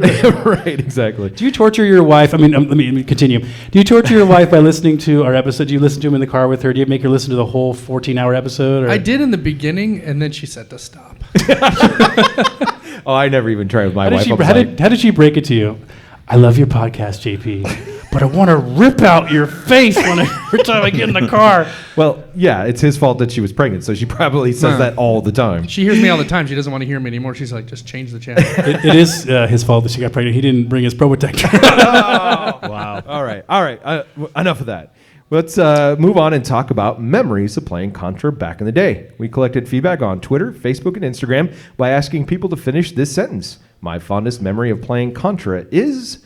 from Twitter, we got @RoRoPoco, who said, getting the game for Christmas and getting up early in the morning before the parents and my brother to play it on the big TV in the living room every day. That's very cool. I remember the competition for the big TV. Yeah, well, or some of us only had one, right? Like so same thing. Like who's going to get to play and who gets the controller one? Like that's how you get up. Why you want to get up early to get player one. Our buddy Bear, or @the_Retro_Bear_Den, said, my fondest memory of playing Contra is playing it for the first time with my childhood friend John. We played it while listening to the Bill and Ted's Excellent Adventure soundtrack on cassette. That's cool. A really awesome combination. Yeah, that's very cool. Now, cassette kids, no, I'm just kidding. Right. That's what, like the mini disc. Oh wait, that doesn't help. And they're making a new Bill and Ted's movie, right? Oh, yeah, Yes, they are. Yeah. That I don't know. Keanu Reeves is a very talented man. Why is he continuing to have to dip back I hear into another spoiler alert. Watch out, people in line. This guy's gonna ruined the whole did movie you know for it's you. a weird Keanu Reeves sort of trivia? Like as of right now, both John Wick 4 and Matrix they're 4 coming out the are same supposed to time. come out on the same day. I don't What? know why. I don't What? know why. It seems like a poor choice. No. Are they doing a double header Keanu night or something for his fans? Exactly. All right, moving on. At Jeff Skogstad. Oh, man, I guess like Swedish names is my downfall, like Japanese names for you. Skogstad. Sorry, man. I didn't mean to butcher your name, but Jeff likes to listen to different music while playing Contra. He says, my fondest memory of playing Contra is getting a call from my friend Dan on a Saturday morning that he got this new NES game. For the weekend, we had an appetite for Contra fueled by pizza, chips, soda, and Guns N' Roses. Yeah. There you Oh, go. nice. I have a lot of gaming to like Metallica. Yeah. I didn't do Guns N' Roses much, but like This is the perfect game for like metal or something. I don't know if it's intentional, but he used the word appetite intentionally because Guns N' Roses, I right? hope he did. Yeah, appetite. He has an appetite for destruction with Contra. Welcome to the jungle. How perfect is that for this game? Come on, you're gonna die. It's like the perfect thing. Yeah, And it won't matter. If you're doesn't- if you're terrible, you could be a sweet child. It doesn't matter. It doesn't matter. Oh boy, I think this might top my list of best handles we've read out on the air on the podcast. On the air, there you go again. There is me, the old radio guy. The old radio guy. At Anarchy Chaos 666. Red Falcon, is that you? Yeah, chaos with a K too. You know that's how hard it is. He said, or he could be a she. Said my Anarchy Chaos 666 said my fondest memory of playing Contra is playing the original Contra for NES with my dad as a kid. One of my best childhood memories. I would love to have a copy of the original again because of that memory. Oh, Yeah, his dad was at like Papa Chaos 666. right. I like how that was a very mysterious handle, and then the message was super sweet. Yeah, Yeah, see? like, I See? played this guy, used to play with this guy, and then he died. Yeah, it's got to have something like that. But no, it's very nice. Is it a Disney movie? Right. He would have died before he played Contra. From Facebook, Dustin T, not me, because Not you. I don't use Facebook, and my last name is not T. Is it TEA also? Dustin T. Anyway, sorry. My stupid joke. Cut that, please. Leave it in. My fondest memory would have to be the fact that it was the first game that I beat by myself. Oh, geez. Definitely not me. There are easier games out there, Dustin T. You didn't have to start there. He did Space Invaders. I give up. Contra, I'll go all the way through. My friends and I would play it co-op using the Konami code, of course, but it was always one of those games you could pop in for a quick game completion. What? I'm reading this in disbelief. I've still never beaten it with the default lives, though. That damn bulldozer gets me every time. Yeah, that's a tough one. By the way, you just go to the left of the screen, all the way to the left, turn and just fire. Just fire as fast as you can, and he'll die right before he runs you over. He'll blow up. So you got to be there's really a rapid bulldozer? fire. You gotta with be it, though. super You gotta fast, be yeah. Real rapid fire. That's right. There's a bulldozer in this game? Okay. Well, it looks like a bulldozer. It's just it's kind of it spikes for. Oh, yeah. I totally got to that part. I remember it. I call it the murder machine. Jason L says, one, but two. spending the weekends at my best friend's trailer when I was a kid. We always played Contra as a team, but we had our regular agreements, I think he meant arguments, especially during the waterfall stage of, you jumped too early. Yep. No, you did. But we always finished the game on the same page. Aw, synergy. Did they do that Predator like handshake where they kind of go and then they arm wrestle afterwards? That's right. That would be That's perfect. Our buddy Keith S. Keith Sweat? Yay! He's back. Keith Sweat is back. Playing them with my friend David as a kid. I never owned too many games back then, and he had them both. Spent a weekend figuring out how to beat both. A weekend. Who are these people? Contra was popular on the weekends. You notice that? Like, yeah. And apparently people can beat it. All right. Jerry R. Oh, Jerry R. Get Yeah, him, we know Jerry. Get him, Jerry. He's here. He's here in person. You can get him live. Or I'll just read his words to Yeah, him, I know. which Come is here. not awkward at all. So you said my fondest memory of playing Contra is playing it at a neighbor's house and being instantly hooked. I didn't want to go home. Luckily, Didn't? Tell me more. I don't know. Let me get the doll. Speaking for Jerry, he said, luckily I got the game for Christmas and beat it in 3 days. See, Yeah, God, sure. I hate all of you. I can't remember if I used the 30-man code or not. I'm going to say you did. My biggest accomplishment for that game is beating it, though, without dying. It was tough. Yeah. Well, no, really? So I Did remember that really happen? Is that a real story? You just made it up? That's the real story. Is that I'll believe Jerry because he has the Tenacity. strength and the internal fortitude to be married to Zach's sister. Yes. So yes, he's part of the elite commando squad. So Yeah. you know that he's got the toughness for this game. He's got the eye of the tiger. Ganas? All right. Where am I at? Instagram. Instagram at Cooper57 says, growing up, my brother. Brother? See, here we go. Oh, Here's brother. Dustin screwing up. No, we'll cut that. Start again. No, we won't. Yeah. All right. Mother? Oh, brother. Oh, brother. All right. So, Come on. I was the first one supposed to make a mistake. Oh, I think I man. did, actually. You right? did make a Okay, couple. right, go. all right. So on Instagram. Here we go. This is it. This happens every time. We have The this. first live Retro Game Guys podcast! All right. No one's listening, man. Brother. Right. There's no stream No, going it's on just right you. behind me. All right, right behind Zach. Look All at right. yourself. Look at yourself. Look at the sweat coming off of you. Which Did you I- pick your nose again? I have said multiple times. I have a face for radio, so looking at myself on TV is great. I have to look at you live. I don't even want to see that. All right, great. All right. So from Instagram at Cooper57 says, growing up, my brother often asked the question, should we go on a Contra or a Gauntlet run? I can answer that question Or Target run. real quick. Gauntlet every time. We probably spend an even amount on both amount of time. We finished Gauntlet, but never Contra. I miss those days greatly. Would love to be able to sit down with him again and go on a Contra run. Have a great live recording, guys. I can't wait to listen to it. Wait, we got some really touching stories. The guy in that said, have a great recording, guys. That's the one you screwed up on. Sorry, I screwed up your quote, there. I dude. screwed up your quote. I don't know how to read. I know. Sounds like there's some sadness in that post, right? Like, I really wish that we could go back There's a and couple of these that Yeah. when you go back and edit, can you add like a little piano track behind them? Yeah. Like ding, ding, ding. the the- shoot the moon music. Or the end of the Hulk, that when he's walking away. Dun-dun-dun-dun. That's right. Exactly. That's exactly what I was thinking. All right. Okay. Great. Sorry, I'm Yeah. just looking at something on the We script. broke Dustin. Yeah. we totally broke up. We'll start over. Hi, friends. Yeah. Yeah, can we start from the... Hey, friends, welcome to the Retro Game Guys podcast. Oh, Jesus. No. All right. All right. All right, guys. Thank you, everyone, for sharing your memories of Contra. Now on to memories from the 4 Retro Game Guys. Well, let's make it 3 because I've never played this game before. You wait, hold on. You've never played Contra before? What? Wow, no. I mean, What? I know of it. Wow. You never I mean, played like at a friend's house? There was never some... maybe Sega may- household. let's put it this way. Maybe I What might have played the- it, but I No, don't. you would remember playing Contra. Yeah, I don't think I did. I don't. Like I said, the one person I know who had an NES had like Duck Hunt, Mario Brothers, and like 2 other games. So like we didn't. Even when I played the NES, it wasn't. You very converted them, didn't you? Yeah, yeah. Genesis I moved, household. no. We moved away from him.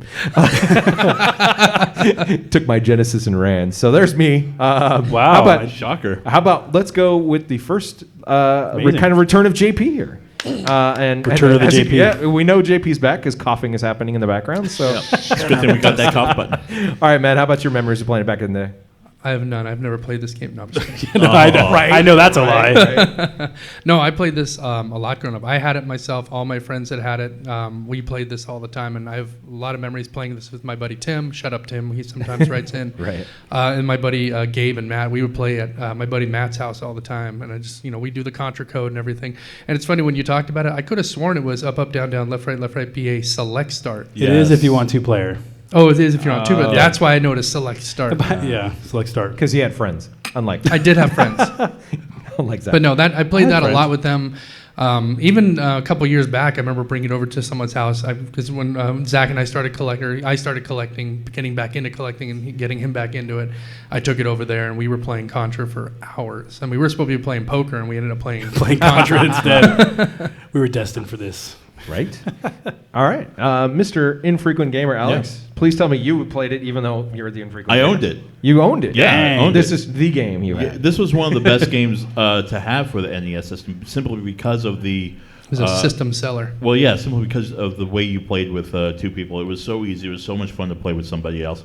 Part of the joy of playing this game was to kill people on the waterfall level. That was part of it. But And then no, you this could also steal lives too. Do you remember that? Like if one yeah, person you're ran out right, of you could lives, you could. select. And that was another dirty trick. Yeah, so That you no, used all the time, the probably. 2-player aspect of this game was super fun. I played hours of this game. So yeah, everything about this game is like legendary. It's like so 80s. Totally. This game, you know. Cool. All right, Zach. So I never. I owned- feel sad for people that don't have this game that never Right. played it before. Well, yeah. Well, now I have Well, it. Now I have the collection on the all Switch. right. Everyone needs to I'll play be checking Contra. out Super C. Super C. So I never actually had Contra as a kid. So I used to always play at my friends' houses, but I ended up getting Super C for Christmas one year.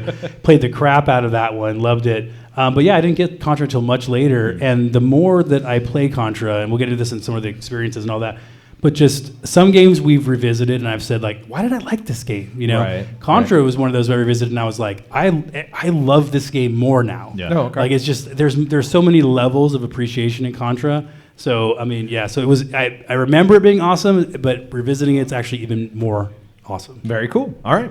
Well, let's now talk about our playthrough, as Zach kind of alluded to, over the last couple weeks. I'm going to ask the retro game guys thoughts on specific aspects of Contra, so we can focus, so we can get a ficus in here. We can focus a bit more on what makes the game unique. And Focus, memorable. Dustin. Focus. Brother. I'm losing the throat. I'm losing the brain. All right. Brother. Bother. But brother and bother is about the same thing, right? Oh, you didn't bother. have a brother. No, I didn't. I did, and he was a bother. Yeah, let's talk about that some more. I never learned to read. So Do it because of you. I learned it from watching you, Dad. So what about the fun factor, guys? How fun was the game to you? Alex, I think I already know what you're going to say. You poke him in the eye. Yeah, you almost hit me in the face. It was great. It was a fun game. Actually, to Zach's point, you know, when we first started this podcast, you popped Contra on, and we actually played through the entire game in like 15 minutes. Yeah, like back a year and a half ago or whatever. Remember that? Yeah. And I'll be honest with you, that was probably the first time I played this game in well over a decade, like 15 years, 18 years probably, Yeah. since I packed up my Nintendo to go off to college. Shame on you. I left it in the garage. Right. So that the more I was thinking about this podcast, the more I was thinking about that experience. And for me, it was everything, and everything came back. Like the code came back, and the way you have to play with the multiplayer. I remember me dying on the waterfall level again because you were going up and you didn't wait for me, and you kept going up. Lies. No, this actually happened, and it was all right because you actually knew what you were doing, and I sort of had to get right back into the saddle. Yeah, I was carrying you, right? Let's Yeah, be you real. carried me Yeah. the entire game. And we finished the game, and I was like, oh wow, that was actually kind of enjoyable, the whole thing, because I was actually playing with the pro, so it felt really good. And just today, when I got back from Los Angeles, no practice, mind you, and I came back, and I think I got a pretty good score. I think I did all right. No, you didn't get a good score, but Yeah. spoiler alert, you might Better than have some people, right? Snuck by some of All us. right, spoiler alert. All right, Mr. But, Zach. Yeah, no, it was fun. It was an enjoyable time. I think everything about this game I loved, and it came back more so. So Yeah. Zach, fun factor. Off the charts. This is a 5-star fun factor game. Yeah. Oh, Period. look Yeah. at you. I mean, well, some people are going to be turned off because of the learning curve, right? Because you die pretty quickly. But Yeah. brilliant of the programmers to put in the Konami code, Right. Because then all gamers, all levels of play can play it. You can die 29, 30 times, whatever, and be laughing the whole time. Like experts can speed run it. Right. Guys like me can try to beat it, numerous times. Spoiler alert. Casual players can just, like you said, we just kind of stumbled our way through it. So like everyone gets something out of Contra. I think you'd be hard pressed to find a better classic run and gun game, especially 2-player. I mean, this Sure. because it isn't just like, well, we designed a 1-player game and then allowed you to put a second player in. Like there's serious strategy, like we Right. alluded to earlier. Like Right. you can take out bosses together, you can share weapons. Like there's a lot of coordination, like I said. So I mean, this game is just, like I said, fun factor off the charts. Yeah. For me, I would say only fun with a 30-person code. I mean, it just there's too many jumping parts and things that I'm not good at in this game.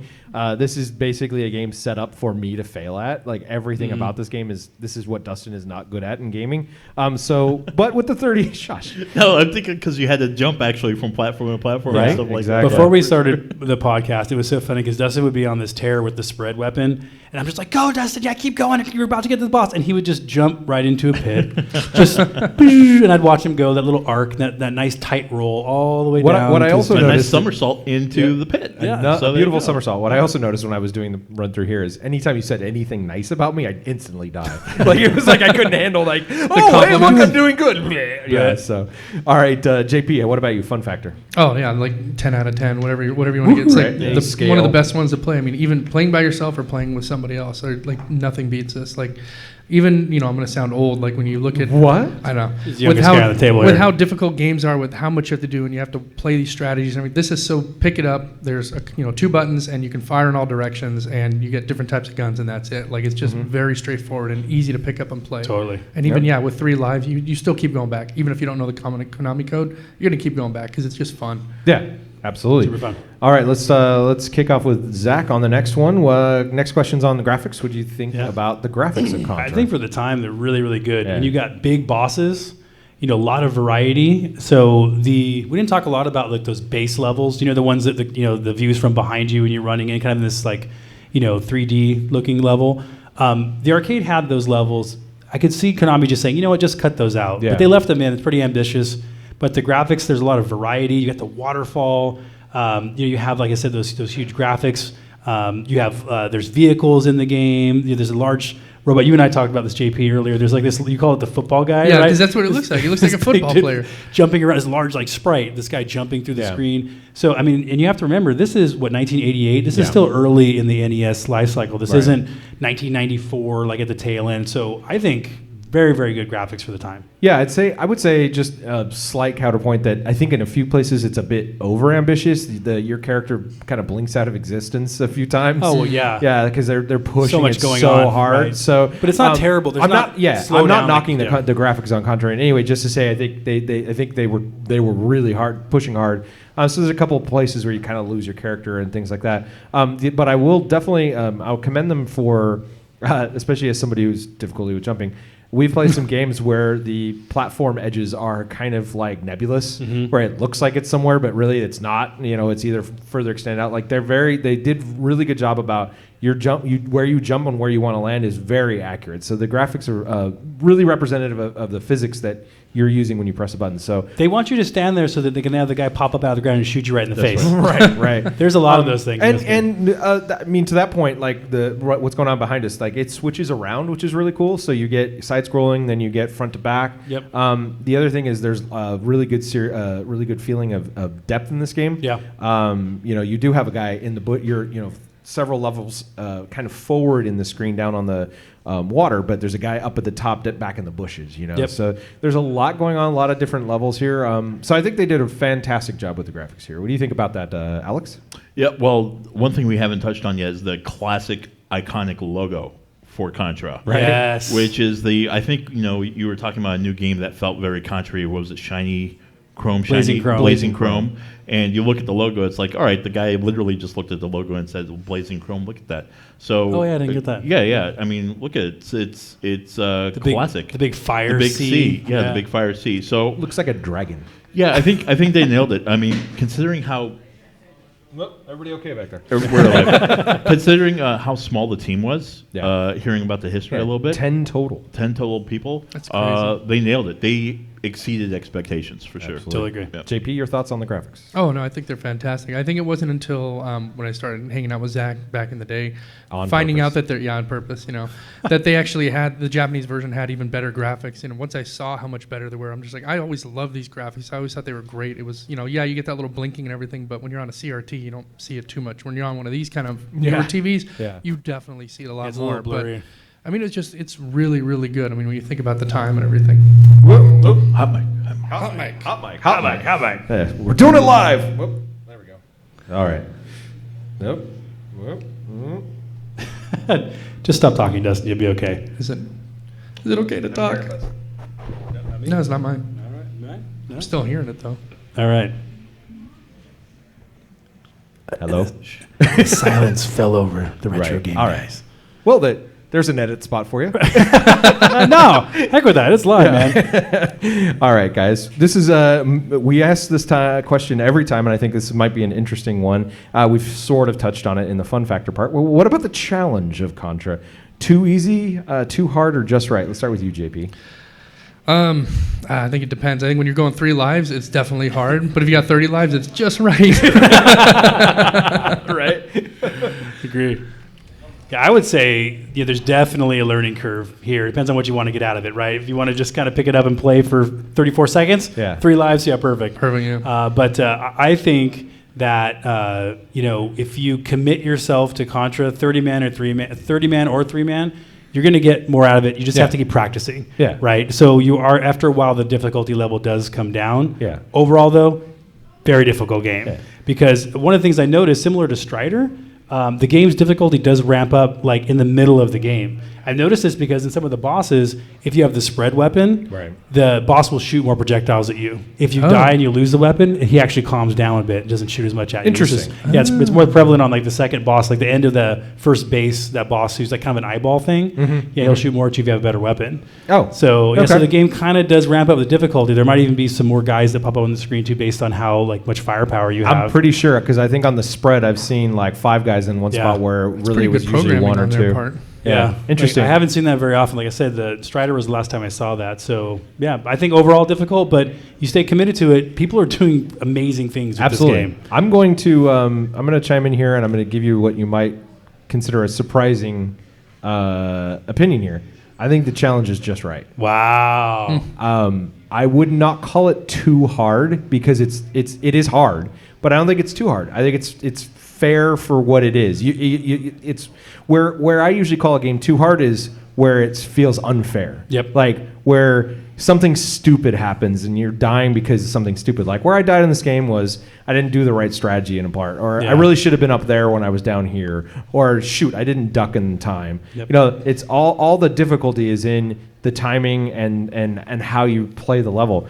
So I think this is just right. And with the 30 code, it is like I said, fun. So I'm calling it that. So what about you, Alex? Well, you know, I agree with you. I think it's perfect. And the more I think about it, the more, look, you could control your jumps really well. So you could go back and forth. Yeah. And not like Castlevania. I was just thinking, like, if you had a lifespan on these guys, and if you were hit like Castlevania and you froze for a second, that would make this game more difficult. It would make this game less enjoyable to play. I know you guys were complaining about maybe getting hit once and then your guy dying. That actually might be better than playing where you're like Simon Belmont and you freeze in place for a second. Yeah. You know? Well, and there are actually instances in this game when you die that it's actually an advantage. Yeah, you land up on a higher You get on platform a or pla- something. Yeah. The one time that it isn't, and we actually didn't touch on it, because I know this, you probably know this more than these guys, because how much you've played as well, but is when you're in a part of the game where you do come to a top level, but you keep going down a pit. Oh, yeah. So you'll respawn And you right literally into a pit. Yeah, you literally keep respawning. That happened to me when I was playing last night. I got so mad. Oh, man. Well, yeah, And because there's nothing you can do about it. No. You just Well, because you don't know you don't know where you're coming out. 29 30 lives down the times. drain. Wow. I'll have you know it was 5 times. All right, guys. Next question: what aspect of the game gave you the most trouble? I will start with that. Jumping, of course. No, but wow. no. Surprise. The biggest trouble for me was just the strategy. Like Zach was telling me some things I never thought of to even try. Jumping? No, that was a different game. On this one, I Shooting? did jump. Just shoot. I shot a lot. No, but I mean, just like where to be on a level, right? Like where to start. Like especially like the first boss, like. What kind of order of sequence to do things It's in. all about positioning in this game. Yeah, right? so that was really what tripped me up was like, I would get kind of stuck on a part where it's like, why can't I do that? It's like, oh, I really should be down there or whatever. And then just patterning out that level, like, okay, up here at this point, down here at that point. That's what probably tripped me up the most, other than jumping. What about you, Alex? I would say my biggest complaint is more of the being able to control diagonally with the D-pad. And the shooting diagonally? Yeah, and being able to do some advanced moves. Other than that, I think the gameplay is great. I just think the gameplay is great. So I have problems with the hardware, I think. There you go. All right, that's we've heard that before. Yeah. What about you, JP? Actually, I would have to say probably with the controller, like, doing those angle shots and everything. When I haven't played it on a controller in quite a while, and I was just like, oh god, I played it on the Switch and it's not as bad, but I think it's because the D-pad on that, as we all know, starts to really hurt your thumb after a while. So hitting some of those spots can be a little tricky. But when I was playing this, a lot of it was coming back to me of like the places you jump and everything. Like when Zach and I were coaching you, go here, stay there. That all came back to me. I'm like, oh yeah, that's where I need to be to do that. But it's more of like, okay, getting those random bullets out of, in your back that you didn't even see coming at you. Yep. That's the most, I think that was more frustrating. Absolutely. All right, how about you, Zach? So the thing that gave me the most trouble was me. Because, I'll play the game like crazy. None of the parts that I died on were the hard parts in the game. It's like stupid stuff. So like, I'll lay down to dodge a bullet, and then I'll stand up too early and get a bullet in the face. Yeah. Or I'll see a guy, and I know I need to shoot him, but I'll jump, and sure enough, I run right into the guy. Right. Or I'll jump to a lower platform by accident and fall on top of a guy. Like, it's all stupid things like that. And I think when you look at, as you get further in the game, that may happen more because the game starts throwing more random guys in the game. So those random elements, those stray bullets, JP, like you were saying, or the random spawns from the left when you're standing, all of a sudden, boom, you get a hit. Yeah, they introduce more of that stuff. So inevitably, like, you're going to make a mistake and you're going to get shot. And that's the whole thing. Because I was working so much on my boss strategies and all stuff like that. And at the end of the day, all my lives were just lost by me doing dumb stuff. So that's just so frustrating. Then you got to do like the reset of shame. You've been playing for 20 minutes. Like, well, I just lost 7 lives on this stupid level for like no reason. Reset, start over. Absolutely. So it's just the randomness. Okay. Let's move on to the next question of being, what tips or tactics did you guys come across? Anything you got there, JP? I Contra think code. the Contra code. Make sure you know that. It's more of like once you play through and you start to realize, like in certain boss battles or certain levels, where you can stand to avoid pretty much getting hit and defeat a boss really easy. Like after the first hallway that you go through, that first boss you face where you have the guy up above you and you have the things that shoot 3 down, you can stand in certain spots where you will not get hit with those 3 and you can just ping, ping, ping, ping, and they're done. And then like on the left and the right? Yeah, like exactly. Right. It's knowing that kind of stuff, but that takes trial and error. Absolutely. Alex, how about you? Tips or tactics? Don't look at me for never tips mind. and tactics. Moving on. One thing I actually will say is you catch on really quick because in some games you catch all the level ups that you can. So all the little things that pop on the screen, you try to collect them. In this game, you learn real quick not to get the laser or not to do guns, Don't do the laser. So this is actually one of the games that sets itself apart than some other NES games where not everything that you see pop up on the bonus to upgrade your weapon is necessarily something that you want. It doesn't randomize, though. That is kind of nice. You do know that when you shoot that little blimp thing, it's going to be a machine gun every single time at that spot in the game, which is good and bad, but I like it because I'm like, I know that's going to be a machine gun. Yeah. For me,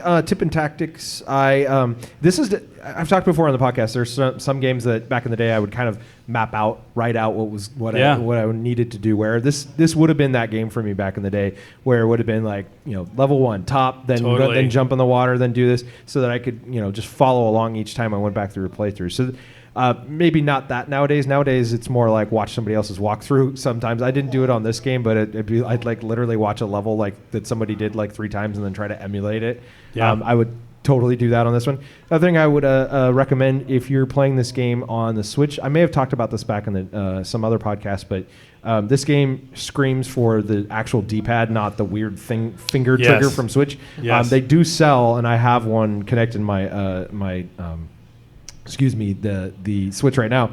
One of those Joy-Cons that it has a full actual D-pad on it instead of it replaces the little button ones. Yeah, there's like 4 independent buttons and it like snaps over. It's like it's a whole new Joy-Con. Oh, it is? But it doesn't have any power to it, but so you can only use it when it's connected to the Switch, but it has its own actual D-pad on it. So that's what I use playing, and I highly recommend either that or using the Pro controller. Yeah. Using it on the regular Joy-Con is like nigh on impossible. I still have some problems with the Pro controller D-pad. I don't know what it is. We were playing like Rygar and some other games. Like if I had to like turn and duck, I would always like shoot at an angle on accident or something. So there's something, I don't know, maybe it's the size of the D-pad or something. For me, the only trip up on the one on the Switch is it's a little lower than I would like because they still tried to fit the other thing. But otherwise, it's definitely the way to go if you're using the Switch. So, Mr. Zach, what about you? Tips, tactics? Like you said, I think this is all about planning your route. Yeah. So there's a big difference between standing on the very top platform or the very bottom platform. And once you master that route, levels can become a heck of a lot easier. Yeah. And what you're saying, also JP, same thing. There's a lot of like safe spots and bosses that I found that also. The second boss. So let me go back one second here. When I was playing this game, I realized that I was dying on certain bosses repeatedly. There's the football guy, the second boss, stupid deaths. I'm like, what is going on here? So if you just spend some time and you map out your route, you'll find that you'll stop losing those dumb lives. And in this game, another tactic is once you get that spread, especially if you get the spread with the rapid, your job is don't friggin' die. Right. Because if you can keep that weapon, this game becomes a heck of a lot easier because you know your route, and you're just blowing things away. It's right? the only way that Alex got as far as he did on his last playthrough. Well, because you gotta know the tips, man. Yeah. So the one Absolutely. good thing about Contra is, I mean, there is randomness as you kind of beat the game and more guys start coming out and stuff. But the major placements of the bosses, of the turrets, and all that stuff doesn't change. Right. So you have to just take your time, plan your route, and you'll get through it. But Absolutely. big tip. Let's stick with you, Zach, on the not last question. We've got a couple more.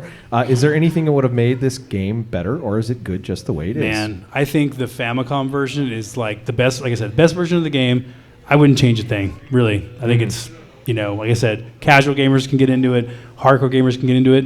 As a snapshot of early 8-bit gaming, this is as perfect. It's near perfect as you're going to get. Yeah, I don't disagree. Does anybody have an opinion that says something should change about the game? I agree with that. I think if they hadn't had the 30-player code in, I would have some disagreements. But no, I mean it plays well. It's fun to play. Yeah. I mean, it would have been nice to have the rest of the army show up and help you, right? I mean, that would have been nice. It doesn't matter anyway. at least a shirt or Don't something. worry about it. The Earth just blows up in the game at the end anyway. All right, guys.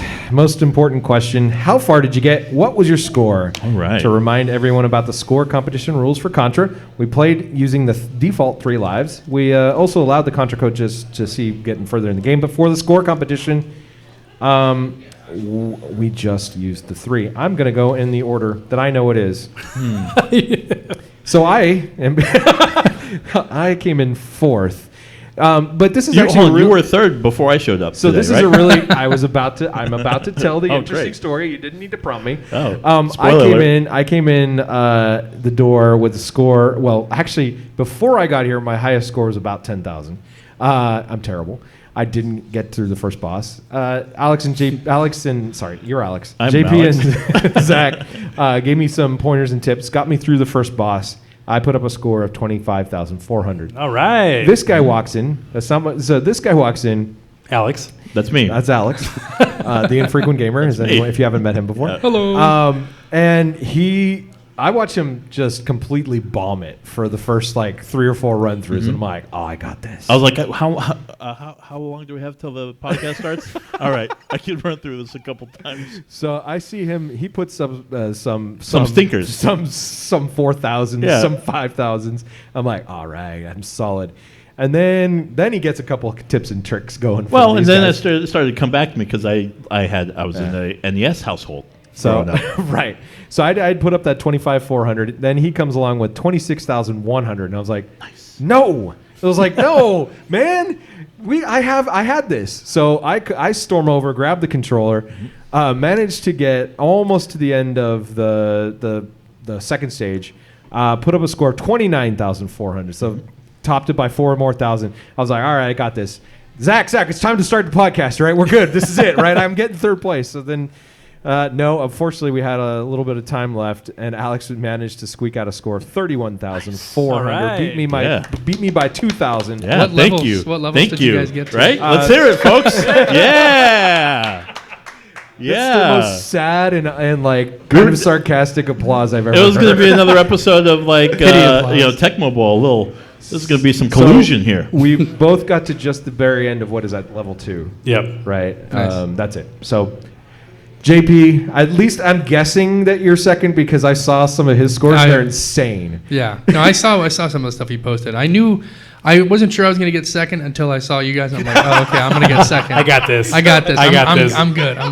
You're like, No. we're solid. I put down 60,600. Hey. And I might have got the 3 level months wrong. of It might be practice. level 4, but I put down level 3. I can't remember if it was 3 Where or did you 4. dive? The top of the what's it called? The waterfall level. That think boss at the that's- top. the boss at he the can be a top. jerk. So, Or Alex, no, did I get past? only, No, I think that was it. Yeah. Only 3 more months of practice, we probably could have beat I think that I have score. to have a kid and stay at home all day and play the video game. I think that would help me out. Okay. So JP scores 60,600. Wow. Zach, Oh Jesus. what was your just Hold on. lay it Did you on get, us? did you get 70,000? 50,000. No, Wow. no. So There were a lot more zeros in this Oh, score. really? So my initial playthroughs were just under 1 million points. I thought I did pretty good. Like I'm gonna go get a drink. Yeah. Hey, No, we need a round at the Well, table. well, no. So I played this game quite a bit, over the years, and so I was happy with my 950,000 or whatever it was, But then but Blake, or at Sore Thumb Collector on Instagram, we've talked about him a few times. He all of a sudden posted a score. He put his 2.4 million points, and he tagged us. He's like, I'm just going to put this here, basically, right? And I was like, okay. Like, I just can't let this go. So I ended up giving up some sleep. This is what he does. If anybody's new to the podcast, what he does. It doesn't matter. He will play a game until his wife is like, "You should shower this week," like stuff like that. Actually, it's more like we're having breakfast. She's like, Zach, are you here? I'm like, what? What did you say? I don't know. I'm like, just totally, so I lost a little sleep, the little sleep that I do get. But last Sunday night, I had the Contra game of my life. On 3 lives, I beat the game 4 times in a row and got 3,057,800 points. Jeez. There you go. No one applauds. No. Yeah, I died on the snowfield the 5th time around. Last night, by the way, I got an extra 100,000, but we're not going to talk about that. By the way, so when you beat the game, the game loops. You start level 1 again with the lives that you had accumulated. But the game starts throwing more and more random enemies, like I said. The 5th time around, the number of enemies on this first jungle level, you can't do anything. If you jump, there's a guy. If you shoot, there's a guy. If there's a guy above you, there's a guy below you. I mean, it's nonstop assault. Again, like, where's my army? You guys got your whole army. I got nobody. Speaking of the Matrix, as we were earlier, so it's kind of like, it makes me think of that scene with all the Agent Smiths, 10 million Agent Smiths coming at you. Oh, yeah. And what's even worse is, crazy. And you don't realize this till you might die a couple times, is the bosses actually will take more damage too. Yeah. So part of your strategy is you run up, you kill this boss before this guy behind you catches you. Now you'll actually die because you have to put out more damage. And then at some point, I was playing for a while. I stopped getting extra lives. No. So I think there might even be a limit of how many extra lives you can get in points. And lastly here I'll say, well, first of all, I should say, the streak lives on. The streak lives on. I still won that. For the last episode. Right. And but there are obviously people who have bigger scores than mine. The max score, by the way, in Contra is 6,553,500. Sounds like a random number, but I think, Dustin, you'll appreciate this because you're a math nerd. You'll appreciate it. It's got to be based on the 256 stuff, right? Yeah, it's 65535, which is the max score minus the trailing zeros. Yeah. That's the largest number that's represented in binary using 16 bits. There you go. There you go. And then I also have to give credit to @Cerebellum1 on Twitter. So she sent us her score of 3,876,200, which is pretty insane. She's like, "Well, I'm a streamer and a Contra fan." I said I would mention her, but I didn't have enough time to go after that score, so I was like, So you're second place. All right, well, noted. So you got beat by a girl. Hey, I love it. Just fine. All right, guys. My last question, which I don't think I need really, but we're going to ask it anyway. Would you play Contra again? Yes. Yep. Yes. Yeah, absolutely. I mean, I make the joke every time that we do this, but I spent the $20. I'm gonna play the damn game. Yeah, right. But no, I mean that was fun. I want to do the Konami code. I didn't do that this time because I really wanted to try to continue to improve my three run through. So I'm gonna put the Konami code in, get it going, get that 3 million, get that 3 million. I'm going to see if I can beat JP's score on 30 lives, and I probably won't even do that. Do you want to know what I did on 30 lives? Oh, yeah. What'd you do? I got to level 6, 148,400. All right. Yeah. You didn't beat the game, though. I didn't beat the game. I got close. But you know what? The levels that are the hard ones is when you start getting those flamethrower levels. Those are a pain. Yes. There is definitely a route on that one. Yeah. That is, you have except for there's one, I guess there's one part where you're on an upper level, and it's like as soon as you jump, it shoots, and you have to time to beat that. There's 2 fire bars. What I do is I wait till, because they kind of fire independently. Eventually, they fire at the same exact time. Then you could jump right between them and get like this barrier invincibility thing, and that gets you through the rest of the level. What's happening right now? I have no idea. What's going on? I don't know. Are we all right? Something I'll never see. You want to be a 3 million point clubber. You know what? We beat the game together, so obviously I went through that level. I have no memory of it. Carried him. All right. He was on my shoulder. Go on without me. It's just the two of us. All right, guys. Now it's time for JP's Collector's Corner. Yay! As much as I've enjoyed hosting this segment over the past couple of months, it's just not the same without the man with the vault laying it down. JP, let's hear more about his Collector Corner music. Collector's Corner. All right. You guys started doing music? Yeah. Right, exactly. It's time to stop. All right, there you go. It's Contra. It's got to be tough for a bit. Collector's Corner. Lay it down, JP. What you got? All right. So Hello? No, I'm just messing with you. All right, so starting off with the small stuff, the tiny stuff. As I've mentioned before, games like Contra used to be very easy to pick up for around $10. Oh, dude, totally. Yeah, and that's not the case anymore. That was about 5 or 6 years ago. Retro gaming, as we know, is really taken off. I mean, we're a good example where we're at here right now. Great example of that. Yeah. Prices have doubled and even tripled in some cases. Just kind of a little side story on this. I bought Contra with manual and Contra Force with manual 5 or 6 years ago. I bought it to get Zach Contra Force for his collection / birthday. Thank you. I bought both of those with manuals for like $40-$45. Right. Contra Force alone, not even with the manual, goes for about $60 to $100. Like Right. it's ridiculous how, and that's For not that even, game. For that game, it's not even that great of a game. Right. Excuse me. We know JP's back now. There it is. Yeah, sorry, no cough button. All right. Hashtag no cough. I've got no cough. All right, so nowadays you're going to pay about $22 for a loose copy of Contra and about $60+ for a complete in box, or CIB as I like to call it. CIB. Pro Protector is a slight bit higher, at least for us Americans. You're looking at around $30 for a loose one, and though oddly the complete in box price is only about $50 or so. So Tell me that box art's not as cool. Like, No. who wants that Yeah, box art yeah. compared to No, the Arnold and Rem Stallone. Stallone? Yeah. and the alien, the xenomorph. The orange xenomorph. The sick xenomorph. And then it's going to be about $50 if you're going to want to pick up Groiser. Did I say that? Groiser. Greiser. We bring this How do we guy say in. it? Where were you when we said the name? I practiced it earlier. Is it Greiser. Greiser? Yeah. See, I look at Groiser. Yeah, I guess whatever. Groiser. For your Commodore 64. Yeah. Right. They. Groiser. Groiser. All right. And that said, That's. what? That's it. Oh, sad. I thought there was an I there. Why didn't we practice? We'll do it over. Start over. No, it's He's fine. he's a new dad. Come on, give him a break. I got other things on my Why mind. bother practicing? I have no idea. And that's SAD, Amstrad, SAD, all right, SAD. CPC version Zach mentioned earlier, that's like $65 to $70, and it's a bit harder to get a hold of, let alone play. Yeah, and you also got to have an Amstrad CPC too. Like, Right. And want to destroy the entire world. When that's you're true. done. I'm going to Europe soon for work. So I'm actually looking forward to picking up maybe like a Amstrad or one of Oh, those. Like, doing a European vacation. yeah, huh? yeah. I wonder if those are going to Holiday be easy to Road. find. They're just going to have, I'm sure that- yeah, I'm sure like an they'll- Atari. They're like, yeah, what do you want at $5? Yeah. ZX Spectrum is the other one that's big in Oh, Europe. yeah, I'll be able, yeah. pick one of those up. Okay. All right, so now it's time for Alex's favorite part, and Yeah. since I'm here, I get to do it. The crazy collectible All of the right, week. lay it on me. All right, so believe it or not, there is a collector out there who has even more obsession with collecting than I do. What? His name is Dan. He's an accountant from Vancouver, British Columbia. G'day. Is that right? Oh my God. No. It's a boot. Oh, a boot. Yes. And maple syrup. Timbits.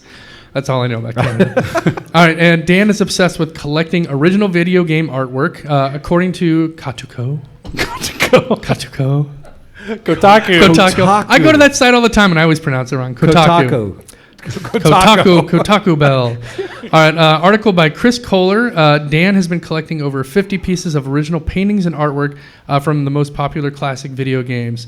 Most of the pieces are oversized. For example, the original Mega Man 7 that he owns is about 20 by 30. It's Yeah. massive. It's pretty typical, right? So like when you're a painter and artist, you draw something much bigger, so you get all the detail in, then they actually digitize it and shrink it down. Yeah. So those original pieces got to be like super detailed. Yeah, you probably absolutely. don't see a lot. I mean, like when you look at an NES cartridge, look how small. What is that, like 4 inches or whatever in size for this artwork? So imagine that blown up. And a lot of times Awesome. they overdraw it and make it much larger as far as like the box art will have a certain slice of Oh, it, yeah. and the cartridge will have a different slice, and posters will have a different slice. So you end up, when you get that, you get like a really complete piece. The art, and speaking of that kind of stuff, looking at the Art of Atari book we've recommended a few Yep. times, has that same idea where you see these like really interesting, intricate pieces, and on the box ended up like the little corner crop, of it. right? Well, you get to see that detail and really appreciate that, especially because like this kind of artwork, is artwork. It isn't just like, oh, it's for a video game. It's like, no, somebody had to come up with this idea. Right. If you're a fan of Konami games, the Castlevania artwork, so on the label, like to your point, it's vertical in orientation. The actual painting is like horizontal. Yeah. So like you Really? see sort of Simon Belmont, and you see the castle with like Dracula on top. The actual artwork has like mountains off to the side and all that. And so you can look online and find the full painting of it. Interesting. Not bad. All right, so, well, Dan is also a big Konami fan, and he really wants that original Contra artwork. He wants it so bad that he's actually offered $100,000 for the artwork. Jeez. So if one of our listeners out there has any original artwork just sitting around, you have a crazy collectible in your possession, and you should go cash that in. Right. Wow. $100,000 for the original. If artwork. one of you guys had that artwork on hand, would you sell it? Yes. Yes. Wait. Yeah. Yeah. What? Yes. No. So if I went- I got 2 mouths to feed. I need it. $100,000? So if I went home and I was like going through the closet and I pulled out this large like matted Right. Contra artwork, I'd be like, wow, this is really awesome. Wow, this is the original Contra artwork. That's so great. Hold on. Like, No one knows who has it right now? no. It's out there. It's out there somewhere. Maybe. Someone's got it. I mean, maybe someone It's has been it. sold before, but then they lost kind of the lineage. They lost track of it. Yeah, It they might don't be- know where it yeah. went. I wonder Wow. if it'd be like that. You know how they find in old homes, they find movie posters that were used as insulation. I wonder if that's how they'll Well, that could be. But if someone pulls it out like that, I'm sure there's gonna be a moment where like this is really amazing. But like, are they going to want to? Is it worth $100,000 to hang on to it? Can you imagine? You know? Can you imagine if like, let's say I go in my garage, I pull it out, and I go, "Oh man!" And my wife comes out to the garage. Check out this thing. It's really cool artwork. We're gonna put it up on the wall. There's a guy who wants it for like $100,000, but I'm gonna put it up. You know how quick my wife would be like, "Give me that!" Like, there's no way. Where are you? I'm at the UPS store. Right? Yeah. Exactly. No, I mean, take a picture, digitize it. Take a picture of you next to it, smile, and then sell it for $100,000. Yeah. I know. I heard that the Castlevania artwork might be missing because there was a huge earthquake in Japan where yeah. the Konami headquarters got damaged. Yeah, I think yeah, a lot yeah. of those got damaged during that earthquake. Such a bummer. Yep. All right. Well, on that light note, thank you, JP. You're welcome. Now it's time for our retro game giveaway. All right. We've got a few original copies of Contra dragged out of the depths of JP's game vault, No. flown on a helicopter to the Amazonian jungle, and dropped by themselves. So, and hope they can survive. No, there's no hope. There's no hope. Good luck. All right, this month they we don't have have shirts a on, right? couple of winners. We'll start with a winner from social media, which we went with Francisco L, or Anarchy Chaos 666. Zach, why did we pick Francisco? Well, Francisco pulled at our heartstrings, as you remember, about when he was talking about playing Contra with his dad. Also, his username scares us, so we're afraid if we don't give him the game, he might hunt us down. So, congratulations, Francisco! You get a copy of Super C for the NES in a case signed by us. Thanks for listening, buddy. Thank you. All right. And now, for our listeners or audience here in the room, we have a copy of Contra. And we're going to give it away. We had some raffle tickets that I think, handed out. Hopefully, everybody got one. Let's do this. Let's do it live. Let's do it live. And so I'm shaking up the tickets. Here we go. Here we go, people. This is a really nice copy, by the way. JP's Yeah, like it's salivating really over clean. it. He's not. Yeah, he's not happy. We're giving We it might away. have to swap that. I don't know. Here we go. Mixing around. Let's see. So our winning ticket is 6699875. 875. No. Oh. No? Oh, you got to draw again? 875. It's not. What's your ticket? I gave it away. Yeah. All right, we'll go again. We'll Gotta go draw again. again. Yeah. Go again. So what happens when you leave. Yeah. Yeah. Must be present to The win. golden god. I wonder if that was They the would've- Golden Gods. They Yeah. would have stayed if JP Yeah. wasn't here. Yeah, Oh. probably. All right, here we go. Moving All on. right, we're gonna go. Interestingly, 6699876. 876. How How many of these got passed out? I told you All they'd right. all leave. All right. We're gonna give this one more shot, and then I'm just gonna point at somebody. All right. All right. 6699873. There it is. All right. Come on down. Come on down. Yay! Get him, Jerry. Get him, one. Jerry. Got the contract. Which kind There you of go. doubly works because he shared a social media post also, right? Yeah. That's- Yeah. So there you go. Congratulations, Jerry. sir. Congratulations. All right, guys. Now it's time to talk about what game we're going to play for our next episode. Zach, want to share what's next? Yes. So we've done maybe 30 episodes Something or so, like that. give or Something take. like And most of the games we played, and it's also the era. Most of the games we played have been action games. They Right. require really fast reflexes and a lot of practice and those sorts of things. Well, the guys have been jonesing for us to do a game they think they can beat me at, something that maybe takes a little more strategy, maybe less action. Hashtag end the streak. Yes. And I'm a little scared because I just got my butt kicked by Dawn a couple weeks ago, so I'm on the ropes a little bit. So in the last couple of episodes, we've been talking about doing SimCity for the NES. And that is a city building game. Dustin just picked up a copy here at the Retro Fix, and you all should shop at the Retro Fix here while you were here. Jerry and I may have picked up the last 2 copies of SimCity, but there's other great games. And see, that's a miss by me. I should have coordinated with Rudy here and said, like, please don't sell that game to my guys because now they're going to start practicing. Right. But yeah, I'm stoked about this one. I mean, this is a strategy game, right? I mean, this takes a lot of patience. It takes a little bit of practice. Yeah. I think, though, you guys have played SimCity before, right? I think we've all. It's one of my favorite games from the Super man. NES. I've never played. This is probably the only version of it I've never played. I'm SimCity. I've never played it on the Super Nintendo. I've played it on That's how I started. my compact computer. I started there and then worked my way up to the other ones. Yeah. I just discovered that my mother-in-law actually has a Super Nintendo still at her house. I didn't know this. And she has it just basically to play Dr. Mario. So I'm going to be going over there quite a bit for Christmas, and it's an easy strategy. It's back in her sewing room. It's an easy strategy for me to avoid the rest of the family. Yeah, there you go. I'm sorry, I've got to do research for the podcast. I'll be back in Happy the holidays. sewing room. And happy holidays. But that's the perfect experience. Like, remember being a kid, your parents would drag you to like their relative's house. The first thing you would do is, you guys have a Nintendo. We talked about that. Right? We talked about that on the Mike Tyson Punch-Out episode, where every Christmas for me was playing Mike Tyson at my uncle and aunt's house. Yeah. With all the kids would pile upstairs. So yeah, it's totally going to be that same experience. Yeah. I might let one of my kids in the same room, but we'll see. Yeah, and there's some exciting history and lore around this game. So last year, for example, the Video Game History Foundation, they uncovered an unreleased, it was kind of a lost copy of a version for the NES. Yeah. It was going to get released. Yeah. And they finally got into someone's hands where they were able to actually dump it and make the ROM available. So that's awesome. So not only am I looking forward to playing this game because I think I can beat you at it for once. Although I beat you at NARC in one pretty cocky. But it has it's got a really interesting and rich history, not just the SNES version, but outside of that as well. So I'm really looking forward to doing this one. Wow. Me too. I've already started, by the way. And right now, my game is sitting at home and I'm collecting money from my residents, just so you know. So let's bring it on. Cheater. Bring it on. Wow. Bring it on. We're gonna set some rules about this. Yeah, and I think it's the holiday season, right? We might be taking a little bit of a break. Absolutely. Yeah, we're not gonna do a quick play this time through. A little bit weird to coordinate with the holiday break. So that January 1st one won't be coming out, but January 15th we'll have SimCity out, and then we'll get back to our bi-weekly releases. So yeah, let's wrap up right now with a recap of this week's Contra rankings. In 4th place and learning how to fly or jump or shoot would be me, 29,400 points. Yay! Good attempt. I tried. Good attempt. Squeaking it out there at the very bitter end as he gets off a plane, Mr. Alex, 3rd place, 31,400 points. Yeah. Keep it going. Coming in pretty much double that would be 2nd place, JP, 60,600 points. All right.